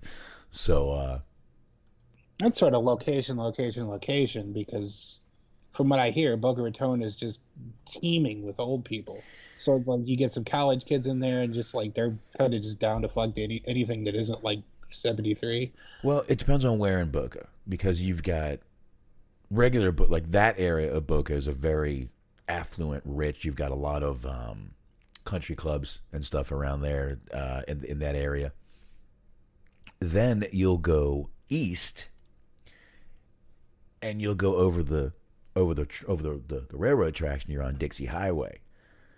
You're not going to find many elderly there, but you get a little bit north. You go up towards Lake Worth, and that's where you start finding them, because that's where and there are some elderly communities in Boca, but it's mostly central Boca. You go to West Boca, it's not very nice, and you go to East Boca, it's not very nice. You need to stay central. East or west, you could get shot. I'll put it that way. It happens. It is Florida after all. Yeah, you could get shot by many different ethnicities on any road. It's very dangerous everywhere right now, but I'm just saying you could. It gets dangerous in the areas of Boca Raton. You just got to know where you're going, believe it or not. But you start going a little north into like Lake Worth, Boynton Beach, you start getting into a lot of elderly communities where they have all the they have a bunch of things that they like they'll help you in the mornings, they'll do all that kind of stuff. It's like an elderly home, but you're not locked down in a fucking like apartment room. You actually have your own space. Like you actually have your own apartment. My grandmother was in one for a while. Anyway, there you go. She is a 26-year-old dual sport athlete, but also has a master's in criminal justice, which, my God, is that going to come in handy in the wrestling business?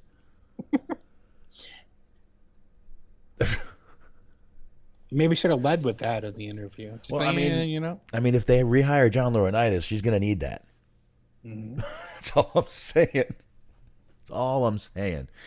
Tiana Caffey, former collegiate soccer player from LSU, Port St. Lucie, Florida native, also played for the USA national soccer team. Yeah, how about it? So there you go. Roman Masek, an official offensive lineman for, oh boy, Duquesne, Duquen, UESNE University. I don't know, but he holds the record at that place at bench press record for 450 pounds. Guy sounds like a fucking beast, if you ask me. And that is the last one. It says they also, a while back, they held some tryouts in late July, and one of the athletes who appeared at that time was NWA All-Star Dwight Howard. NBA All-Star Dwight Howard. What did I say? NWA. Did I really? I'm sorry. Yes. Which is potentially. You're lucky I didn't say NDA. Mm. We've been talking so much about NDAs lately. And that's it. The who's who here. He says real list of who's who. Yeah, I mean, there's a few. That, I mean, like I said, they got some big dudes coming in there, so it's going to be interesting to see what they do. But a lot of big guys, which is a little surprising because, I mean, Triple H was kind of, everyone always he loves these little small, short indie darlings, and I don't see any small, short indie darlings in this class at all. These look like fucking beasts. So I didn't see a picture of any of them, but they look kind of beastly to me. Just by height and weight, you're looking at some fucking possible major players here. Right.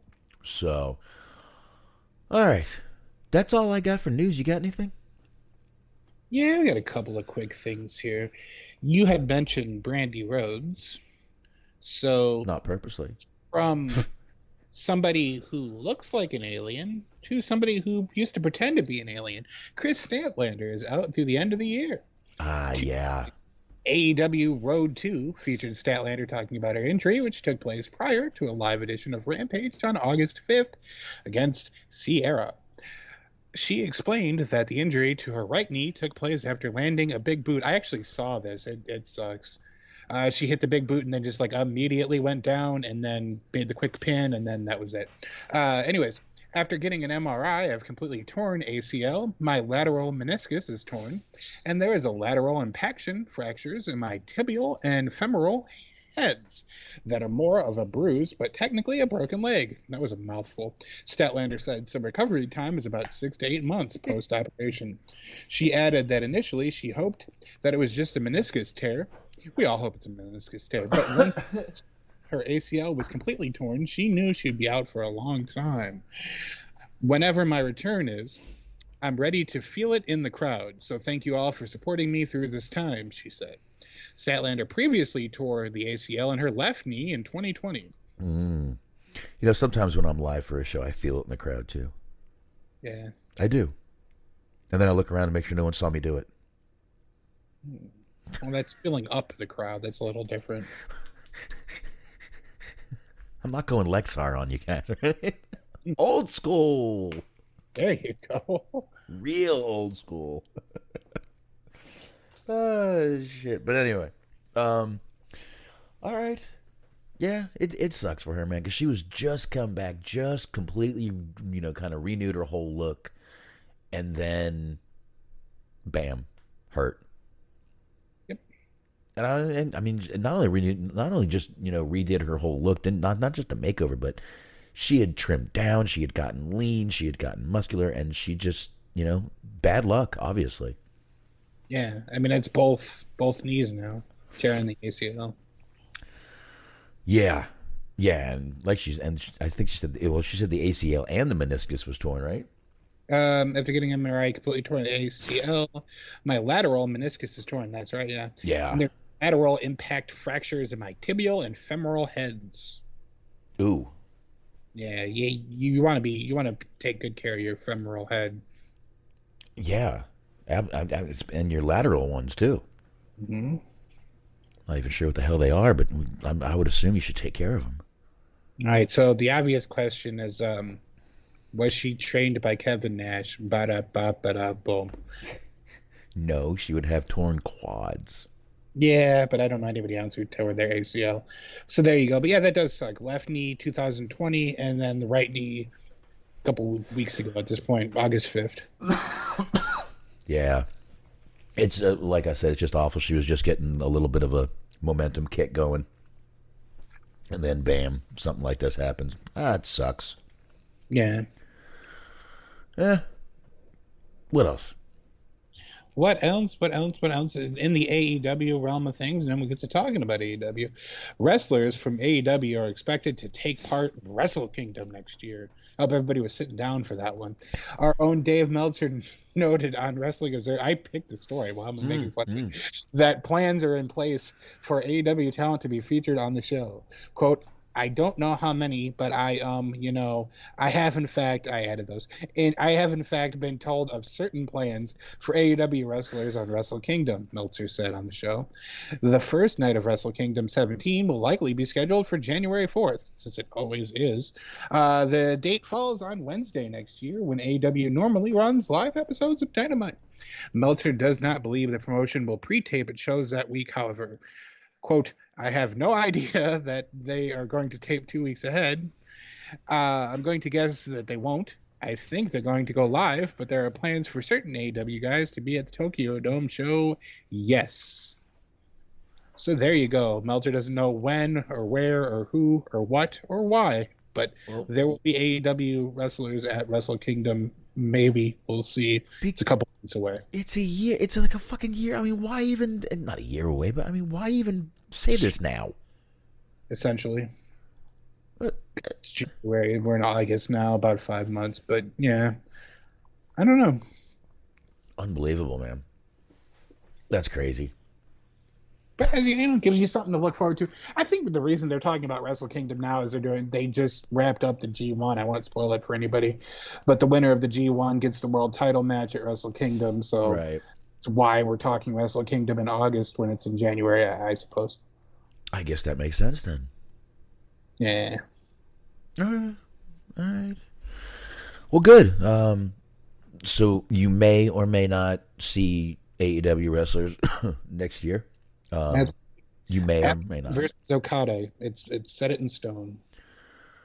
Maybe. Mm-hmm. Possibly. But we don't know when or who or where or how.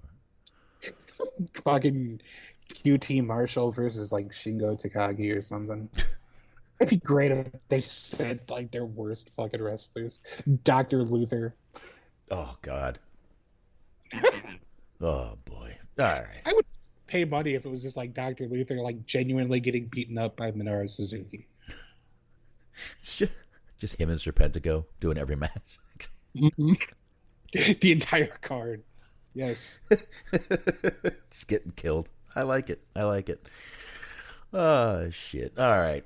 All right. Anyway, so I guess wait and see is basically what Dave Meltzer just said to everybody, which really meant he could have just not fucking mentioned this at all. But anyway, he did. So yippee fucking skippy. All right. I guess we get an AEW then. Yeah. I guess we do. All right. Well, this started out pretty decent. We had CM Punk coming right out. I mean, the crowd loving it. Did you notice the shirt he had on, Smart? I did not. What shirt did he have on? FDC. It's Fire Department Coffee.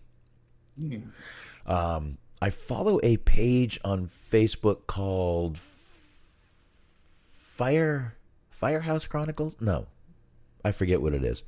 I think it's Firehouse Chronicles, and it's a guy who was I believe his name is Luke Schneider. He was a former EMT firefighter, and they started the company. It's a bunch of veteran firefighters that started the company. He was also in the Navy, so they started this company and they do good. It's actually a bunch of influencers who are there. There's a bunch of social media guys that do this and women company. They all founded it together.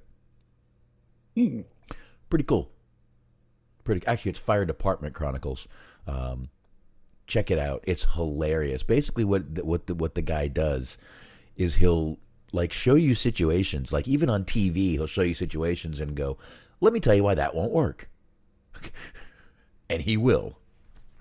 So pretty good. It's pretty funny, but it's just a bunch of old, former firefighters who started a coffee company.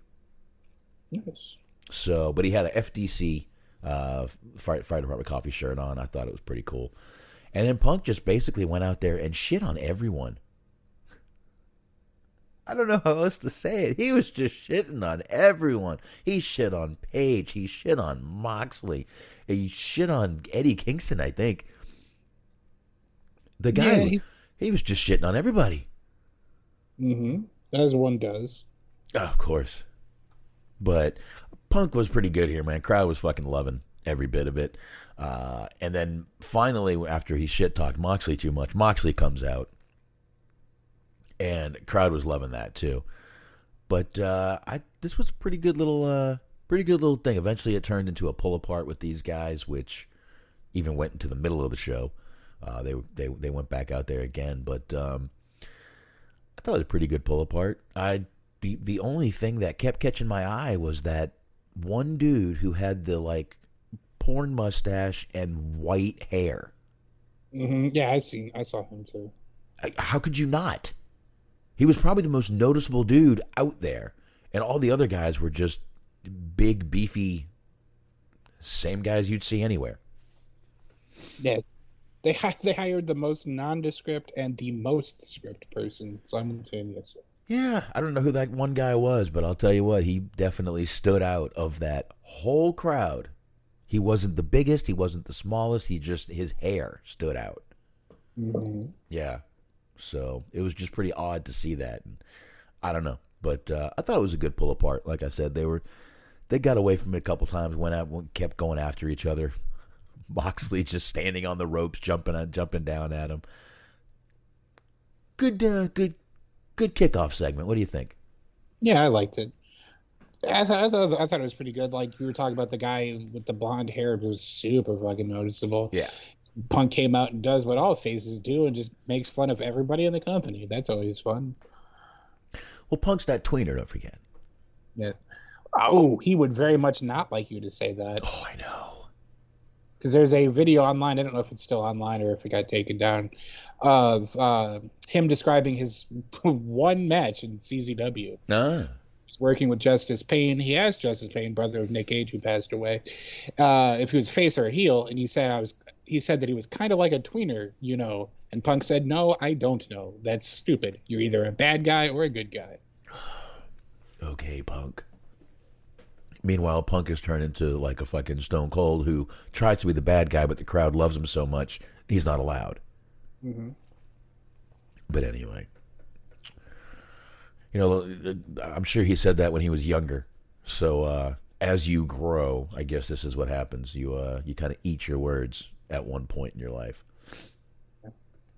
Anyway, we had Danielson and versus Daniel Garcia in a 2 out of 3 falls match with Ricky the fucking Dragon Steamboat coming out as guest timekeeper, baby.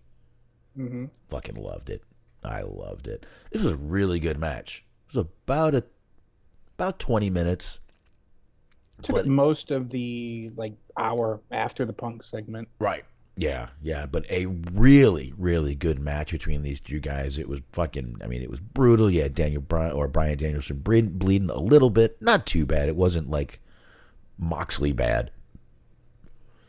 But a little blood. Bryan picks up the win, and he starts clapping for Garcia, kind of a sign of respect.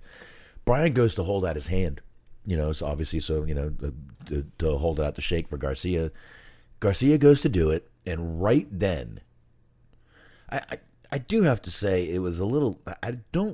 This is really probably nitpicking, but we're watching this segment. They're not showing Chris Jericho coming. And immediately, I even think it was JR who said, Jericho just got up from the table. Where's he going? Why couldn't I be surprised and just have Jericho hit him from the back? Why did you have to tell me he was on his way? I didn't need to know that. No one needed to fucking know that. My God, whose side is he on anyway? What the fuck? Now, I will argue in favor of that, but I just like the idea of just like they show a clip of Jericho, or they cut to a shot of Jericho running to the ring, and then like Jim Ross like 20 feet behind him, also trying his best to run. Come back, Chris. Come back. God. They didn't tell me you were leaving, stupid fuck. But the thing about the whose side is he on, that actually made sense, because that was what Bobby Heenan said. I know, I was joking with that, but I mean... Kevin Nash hates it. Like, he's shit all over it. He said that, like, Heenan's an idiot for doing that, but Heenan hated Hogan the entire time that he wrestled. So, like, why would he be super stoked to see Hulk Hogan come save the day? I know. And I don't think it was that horrible that he should have gotten, all the shit he got for that.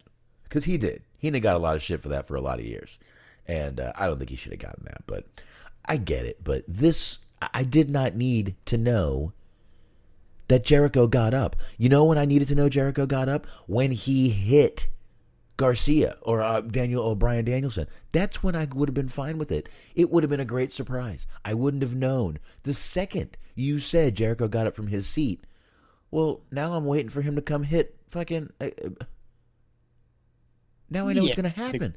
It was coming. I mean, I know that's besides the point, but if it was JR, I think it was. I'm shocked. I would think he would know better.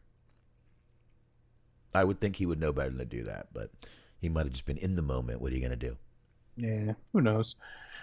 I got to say, I don't like Jericho on commentary. I've come to that realization. He screams the entire time, and it's like the problem is he does commentary in a voice and a cadence and a tone that's not the way that he normally talks. Like every other commentator or wrestler that has done commentary, like they usually just kind of talk in their own voice. But like Jericho has his own little announcer voice going on, and I don't dig it. He just yells the entire time. But I mean, Jericho, he's trying to be the annoying asshole. Well, yeah, but I guess he succeeded. But yeah, I don't want somebody yelling in my ear the entire time, because I watch the show with headphones on. So I feel like I'm being treated to Chris Jericho just standing right behind me yelling into my ear. You think it's a shot at Vince? Because everything is, right? That would be great if he had just, what a maneuver. What a maneuver. Vince would probably call him and yell at him. He tries to fucking follow us. Excuse me. Way too much fucking backlogged lawsuits for him to do that. Yeah, he's a little busy. Yeah. Anyway, like I said, we get Garcia. He pulls off Jericho, and Jericho is pissed enough to where he made I wouldn't say a challenge. They're going to have a face-to-face next week, and Garcia needs to decide, hey, whose side are you on anyway? Yeah. So he'll decide. And I actually thought that was a good segment, of course, because you had, what's his name, Parker, try to fuck with Steamboat, and Steamboat gave him the old dragon chop. I loved it. I fucking loved that segment. Oh, he did too. You know I did. You knew I was good. You know I love that segment. Anyone who's ever heard one show knows I love that segment.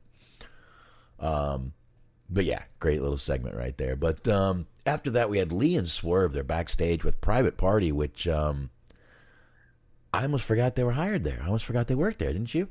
They're still doing the fucking Andrade family office thing. It's awful. I don't know why no one wants this, including the people that are involved in it. Nope. But still like lackeys, and they're like working with I genuinely almost forgot their name, Butcher and the Blade. And it's going absolutely nowhere, and they're just, for whatever reason, they're not pulling the plug. I don't know, but it is not good. I'll agree with you. It's just not good. And I don't know why they're doing it. It's the only thing I could think, and I'm obviously completely speculating here, is that maybe this was a Tony Khan idea and maybe he's just doesn't want to let it go. Maybe that's what it is. Perhaps. I don't know. I don't know what it is. I mean, and again, I'm completely speculating saying that, so who knows. But they've got a title match on Rampage Friday. Swerve and Keith Lee and Swerve against Private Party. It'll be a good match, but like I said, I basically forgot they worked there.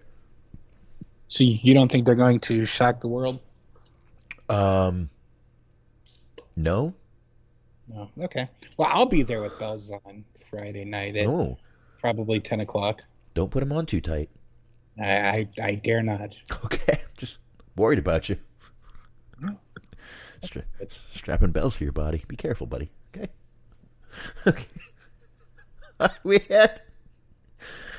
Oh, shit. All right. We had the 2 segments I already talked about. Varsity Blondes came out versus the Gun Club. This was so convoluted, stupid. Not, you just had... All right. Okay. Wait. All right. So we get the Varsity Blondes. They're out there versus the Gun Club. It was a quick squash. Gun Club wins, like, very quickly. And you heard this... Billy Gunn puts out this whole... speech, right? He's doing this whole how he loves his sons. He's proud of them. He messed up like 3 times in the span of like 30 seconds. Mm-hmm.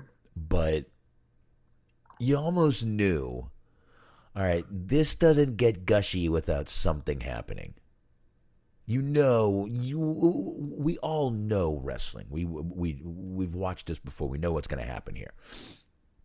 So next thing you know, we get Stokely Hathaway walking out. And he's just staring down the ring. He's kind of, mimicking little some words with his mouth. Next thing you know, the ass boys attack their daddy. Daddy ass gets attacked. Next, and then his own kids are beating him down. The Acclaimed run out for the save. The crowd is losing their motherfucking minds when the Acclaimed runs out. They run out for the save. Billy Gunn is left in the ring, and a cool moment where they all scissor. That's right, they do. Scissor me, daddy ass. That's right. So,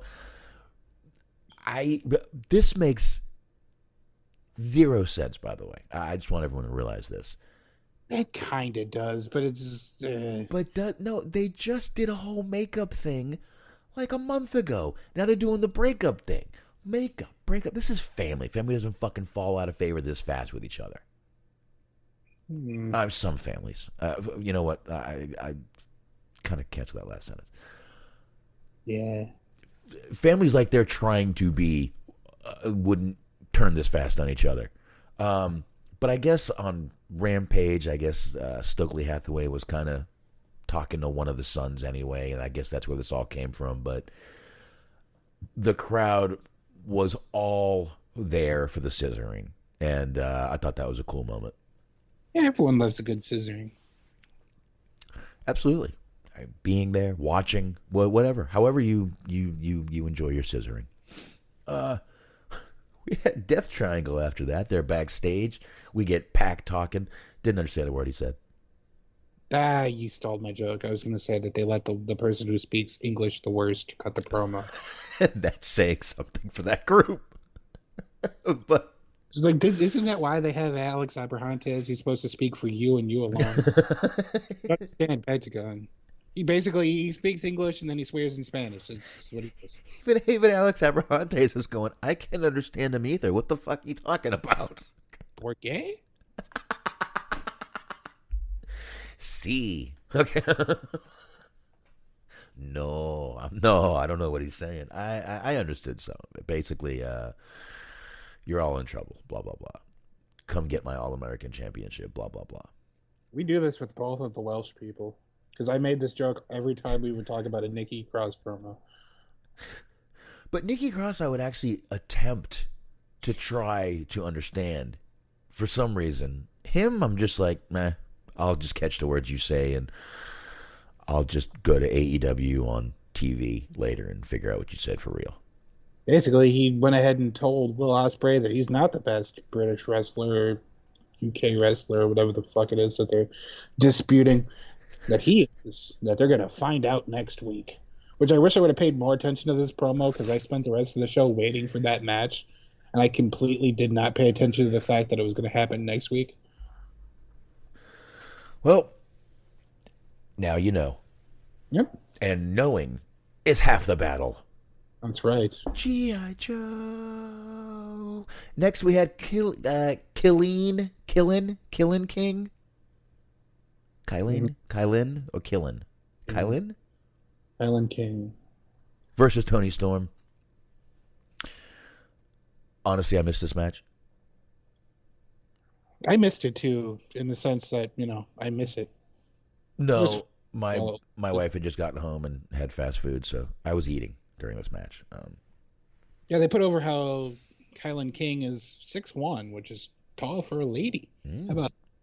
I'm gonna be entirely honest with you. The only thing I remember from this match was that she body slammed Tony Storm because at one point she had a whole handful of Tony Storm's ass. You can't blame the girl. Living out some dreams of some men. Mm-hmm. But of course, Tony Storm won because, we see one person every week and we see the other person every week on Dark. So who do you think won this match? Yeah, the one we see every week. I mean, it wasn't really, but I don't know. Like I said, I can't comment. Didn't see the match, but I did finish eating in time to see this match right here. Who I think we all knew who the surprise mystery partner was going to be for the Young Bucks coming into this match. Hold on a second. We didn't talk about. You said kind of. You alluded to it a little bit. We were scheduled for a Tony Nese match. Oh, this made me laugh hysterically because Tony Nese comes down and he's all happy and proud of himself, and Moxley just fucking blindsides him on the entrance ramp and just walks right past him. Right. Well, yeah, but him and Punk got back into it, right? Yeah, because he took the microphone and he called out Punk. Oh, speaking of Moxley, real quick, there's a photo online from the match over the weekend. They had GCW Homecoming. Moxley did his best Big Show in WCW, aka Giant, and decided to smoke a cigarette in the middle of his match with Effie. So he has him and he's raining down elbows on him while smoking a cigarette. That's pretty fun. And then he kissed him. I mean, smoke the cigarette after the kiss. My God, have some fucking, manners. Decorum. Etiquette. Etiquette. Kissing etiquette. I mean, if you're going to kiss a guy, smoke after. Yeah, Bruno Sammartino would have made sure that he smoked his cigarette after he made out with a man. Yeah, in the middle wait, what? Mm-hmm. Oh. That's right. Speaking of making out with men, we had Kenny Omega coming back this You've week. heard the numbers too, huh? Anyways, we had Kenny Omega coming back this week as the mystery partner. I pretty much I think we all had a feeling it was going to be Kenny Omega. I swear to you, this was like when Pat Patterson said that he had a secret on like Pat Patterson's asshole. This was stretched out about as far as you possibly could take it. Oh, wow. That's right. Well, I actually saw people saying it might be a lot of. I see. This is why I love going online sometimes on Facebook. One guy said it'd be hilarious if they brought out Big Show. And I'm like, oh, you motherfucker. Don't even give him the fucking idea. Do not even do that. No, it would have been great if they just picked a random ass person. Like we got the return of Man Mountain Rock. Young Bucks. Fucking Warlord coming down to there. I would have popped pretty big for D'Lo Brown. I'm a fan, dude. I'm a D'Lo fan. Mm-hmm. I like D'Lo, so I'd be fine with that. But it was, like we said, Kenny Omega, the mystery partner of the Bucks. He came down. He's got Don Callis with him. He's got Michael Nakazawa, which leads me to the Young Bucks just kind of did this face turn, right? Sorta, kinda. Yeah. Even when they're face, they're sort of heels. When they're heels, they're sort of they're just. Let's face it, their whole they're just internet trolls. That's their gimmick. They're internet trolls. Right. Yeah, I mean they're not good faces, so like they're just automatically heels because they're not good at being likable as faces. The problem is I don't like them as heels either. Yeah, I don't know. I'm not saying I don't hate these guys. I've never said I hate these guys. I think their matches are all the same. They get their shit in, and there's pretty much what's going to happen in a Young Bucks match. I don't hate the guys at all. I think they're very talented. I wish they'd switch it up a little bit, but they're just fucking internet trolls. That's all they really are. But like all of the self-referential fourth wall breaking stuff has been done to death in like all aspects of entertainment at this point. So it's like we do a reset on that a little while. Like we've seen enough dead. But I really feel, and I think they need to stop this too. It's a little bit childish at this point. They do this just to piss off. They do this just, I can't speak, to piss off Cornette. I really think that that's exactly what's on their mind every time they do something like this. What would Cornette think? WWCT.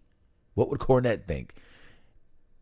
And I think that's bad for him. I think they need to just fucking let it go. Let Cornette be the old, crusty, fucking, piece of shit he is. Let him sit there and want all that shit, but I don't know. Well, I mean, they did name a move after Dave Meltzer, so it's not really that impossible of a theory that they care that much about what wrestling voices have to say about them. Well, I mean, Meltzer gives them 5 stars on their matches, and they name a move after him. I mean, it was probably either that or blow him. I mean, take your pick, sir. Mm-hmm. I think they made the right choice. Oh, man, the idea of that just sounds wildly unpleasant. Like just having fucking. How would you be able to get on your knees? Because there's so much shit on that floor. Meltzer's house is fucking a mess. Could we go in the car or something, dude? Oh, it's worse? Oh, fuck. Okay. Fucking blowing Dave Meltzer in like a Dodge Gremlin. God. Talk about bad life choices. Maybe we should name the show Blowing Dave Meltzer. I kind of like What Would Cornette Think? I like that. WWCT. All right.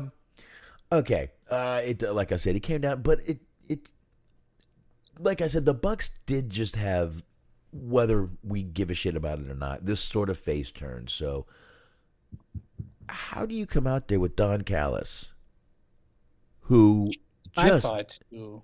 Yeah, it's very confusing. Now, this could have been for this week. Next week, Omega may do something to piss them off, and this whole thing may be over. It might have been a 1-week thing. But the crowd is going to want him to be back, Kenny Omega. They're going to be excited to see him. So you would figure they would bring him back as a face for at least a little while, which means maybe he fires Callis. But the problem is Callis is really good at his role as a heel. Can he be good as a babyface? I don't know. I mean, I think people had that question with Heyman, and like it kind of works when Heyman does the face manager thing. So who knows? I mean, it would have been a good opportunity to sort of just explain away why Callis isn't there. You just have Omega come back and, there's no more Callis. But like the only thing that I could possibly think of is this is more than likely leading to, they were talking about Ospreay and his faction, the United Empire, being in the trios thing too. Right. And Ospreay and Omega have been going back and forth on Twitter because that's just what happens in wrestling feuds nowadays. Maybe they're just bringing Callis on to like kind of help Omega like talk shit, because I feel like if you just have Omega out there by himself, like promoing against Ospreay's going to fucking embarrass him. Because he's already like significantly out shit talked him. True. Very true. But I just think it's going to be a very weird dynamic. And we'll just, you know what, though? I am curious to see how they work all this out in the next couple weeks. Kind of reminds me of like when Punk had Heyman as his manager, but Punk was kind of a face still. Like when he came back. Yeah. God, talk about unnecessary. So many times they put people with Paul Heyman, it was unnecessary. Cesaro, why? Was unnecessary. Fucking Ryback, holy shit. Unnecessary and creepy. Yeah, that was very odd. When Ryback kissed his cheek, oh my lord. Mm-hmm. That's just, oh my God. All right, anyway, let's just move on. Well, they were out there versus Andrade, Dragon Lee, and Roosh. Once again, doing this whole Andrade family office bullshit. Really good match going through. Fucking MVP of the match, Dragon Lee, for that fucking spear through the fucking ropes. That flying spear. Yeah, he's good. Whatever, I don't even know what you want to call that. That was fucking sick. I do have to say, he did look a little fucking loopy after that move. Even in the ring, he was looking a little like there might have been little birds flying above his head. Yeah, a little bit. I noticed that too. Maybe some finches, possibly. Ooh. Just flying above his head. Orioles. Maybe.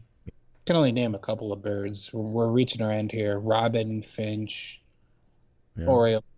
What else? Blue Parrot. jay. Parrot. A parrot. Macaw. A puffin. That's a good one. Cockatoo. Oh, let's see. I think I lose this game. Technically, penguins count, but whatever. Got a cockatoo, huh? It's like I'm from New York and asking if you've got a cock or two. Got a cockatoo, huh? Eh? Yeah, I know how you feel. I got a cockatoo too. Tutu. Cockatoo. Hey. All right. Who is this character? I don't know. Yeah. It sounded like just like an Andrew Dice Clay that just sort of lost his momentum. Like it's not into it anymore, but he's still trying to do his act. Anyway. That's a good character, actually. Depressed Andrew Dice Clay.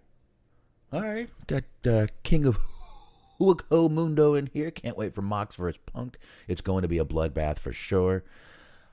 Yeah. Oh, that's going to be for sure. 100% is going to be a bloodbath.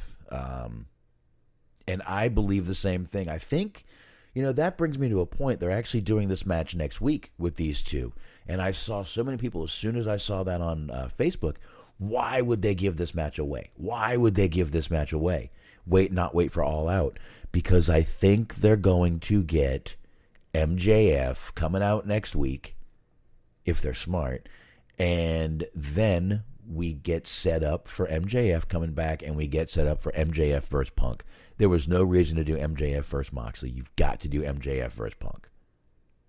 So yeah. I think it's going to be a fucking I think it's going to be, as Hugo just said, it is going to be a bloodbath. I do definitely see MJF returning. Next week I see him returning. I don't know if you want to hold that to All Out. If you want to have him return it All Out, I think that would be a little counterintuitive, counterproductive. How's that? Yeah, I mean, you want to sell the show. They don't want to have him come out when the show is already sold. Yeah, so you have him come out. I mean, it's September 4th. We're getting close. You could even do the match next week, and MJF comes out the week after, but I think you're better off having a little extra 2 weeks rather than 1 week with MJF out there. But it's gonna be good shit, man. It's gonna be some good stuff, man. I'm looking forward to it too, man. So yeah, there's no guarantee that there won't be like fuckery of some kind. Like obviously they have a plan in place when they made the match. They're not just gonna have a full on. See, and then it's over and we never mention it again. Right, like you just said. That's exactly my other thing is they can have a fuck finish, and that's exactly what they could do. There could be a DQ. MJF could come down and cost one of them the fucking title. Mm-hmm. Since, it's champion versus champion, so, MJF could do so much. MJF could just stand up there and, turn babyface, which I'm telling you, he's going to get the biggest fucking pop when he comes out. He is going to get a hell of a pop when MJF comes out. Yeah, I think so. That's going to be good stuff right there, man. That's going to be good stuff. But I think that's about it, man. Oh, you know what we did? I forgot to mention something. One segment, Jungle Boy and Christian. Yes. We forgot to even mention that. Jungle Boy came out to talk. He's getting better. Yeah, he's getting there. He's getting better. Just doesn't come off very tough. He just has that baby face. He's got that baby face. He just looks like a white meat baby face to me. Just doesn't have that tough voice to him. Got a lot of time. I'm not worried about Jungle Boy right now. But really, it was pretty good. Christian came out, tried to apologize. Jungle Boy didn't buy any of that shit. And they just ended up brawling. But it was pretty great on commentary because you had Jungle Boy challenge him to All Out. And then, I think it was Jim Ross sets it up perfectly where he's like, how could Christian say no? And then Christian just immediately goes, I'm going to say no. Yeah. And he's like, all right, well, and I guess he can. Like poor JR. How can you say no? Oh, well, I'll just say no. Oh. Like, well, that's shit. Oh, it's that easy, huh? Oh, shit. No one told me that. He was saying that he said no because of all these reasons. He didn't want to, fight Jungle Boy, and he wanted to show Jungle Boy the error of his ways and all of that kind of shit. And then, of course, Jungle Boy attacks him. He did a cool little thing where he set his arm up on the top of the steel step, and he bent it so that he would come down on his elbow joint or whatever. Made it look like he broke his arm. Yeah, it was really nice. He was selling it well, and then he kept bashing Christian's head off the steel step. They were putting it over in commentary pretty well. Nice. Yeah, pretty good stuff there, man. So I got nothing else, man. Yeah, I got nothing else. It's late. I feel like shit. I need to get some sleep. Hopefully I don't feel like shit tomorrow. If I do, I'm going to do something I've never done before, and I may actually call in sick. I am so drained, man. I've been going full fucking throttle, man, since my vacation. I drove there. I drove when I was there. I drove back. I came back. I took my wife to surgery. I went back to work. I needed a break from my break. I'm fucking dying over here. I'm dying over here. I can break you off a piece of that Kit Kat bar if you want. Shit, I like Kit Kat. Yeah. I like me a Kit Kat every now and then. So, all right, we will. I'm gonna get the plugs up real quick, and we'll get that done. I don't really have music to go with them. We don't really need music real quick to do these real fast. High Marks, Cheeseman, Mojo, and G Wiz. Mark, are they still on hiatus from the High Marks? They sure are, but listen to them anyway. Yeah, go check them out. Go to YouTube. I believe you can get them right over there. You can listen to all the old shows. And go ahead and check them out. Cheeseman, Mojo, G Wiz, the High Marks. Check them out on the YouTube. And, of course, you got Everything Unscripted Wrestling Podcast, the EUP Network on Blog Talk Radio. It's Eric, Doug, and Daniel. Go listen to them. Last Friday, Doug talked to Rod Price, and good times. Y'all need to check that one out, too. And Weekly Detour, Anthony, Teddy, go check them out. Just go to Google. Check them out right there. You can find them. And Hollywood Hangout going to be coming back. We'll be back this 9:30 p.m. Eastern Time. I don't know if I'm going to go live or not. Right now with Mixer not working, I got to be honest, it's a little bit up in the air. But last week, I did jump on and give you your 6 manly musicals. That's right. I did, and it was a good time. So definitely, you guys can be looking out for that. You can check out the Hollywood Hangout and all the usual podcast platforms, iHeart, Stitcher, Google. And there you go, Smart. That's right. She's on sports. We're back, baby. Monday, we returned. We talked about Aaron Rodgers having a witch for a girlfriend, a literal witch. She identifies as a Wiccan. I complained about the Bears' awful off season, and we talked about the Detroit Lions being on Hard Knocks, as well as a in-depth discussion about cheap rum alternatives. Ooh. The old Admiral Nelson was brought up. Ooh. So you want to go ahead and check that out. Listen to that wherever you get your gosh darn podcast. You also want to listen to Mojo and Dirk's Most Dastardly Show, and check out our good friends at Planet Raconteur. It's the Planet Raconteur podcast. Bobby Anthem, Papa Dave Sincere, and Young Nasty. All 16 episodes of season 1 are available for you, as well as season 2. I believe we're up to 11 now. I used to say we were up to 10, but they went and added a new episode. That's why you need to subscribe. Yeah. Yeah. Very nice, very nice. All right. Thanks everyone joining us tonight in the chat room. I know it was we had a few little issues, and like I said, I'm gonna get rid of this video since we had the echoing and a few little issues. But if I can't get Mixler fixed, this is probably the way we're gonna be doing this for a while. We'll get it all worked out in the next couple weeks here. But I'm glad we did this. We learned a lot on the video side. I did, at least, and that was it. I just appreciate it, and we will definitely see you guys next week. Smark? See ya! Adios. Stopped streaming. There we go. No more streaming. All right. That didn't go so bad. No. That wasn't so bad. I'll get rid of that video. So we should... What would Cornette... What did I say? What would Cornette think? What would Cornette think? All right, I could do that. For whatever reason, I just get that vibe of like sitcom. Like, what is your father going to say about this?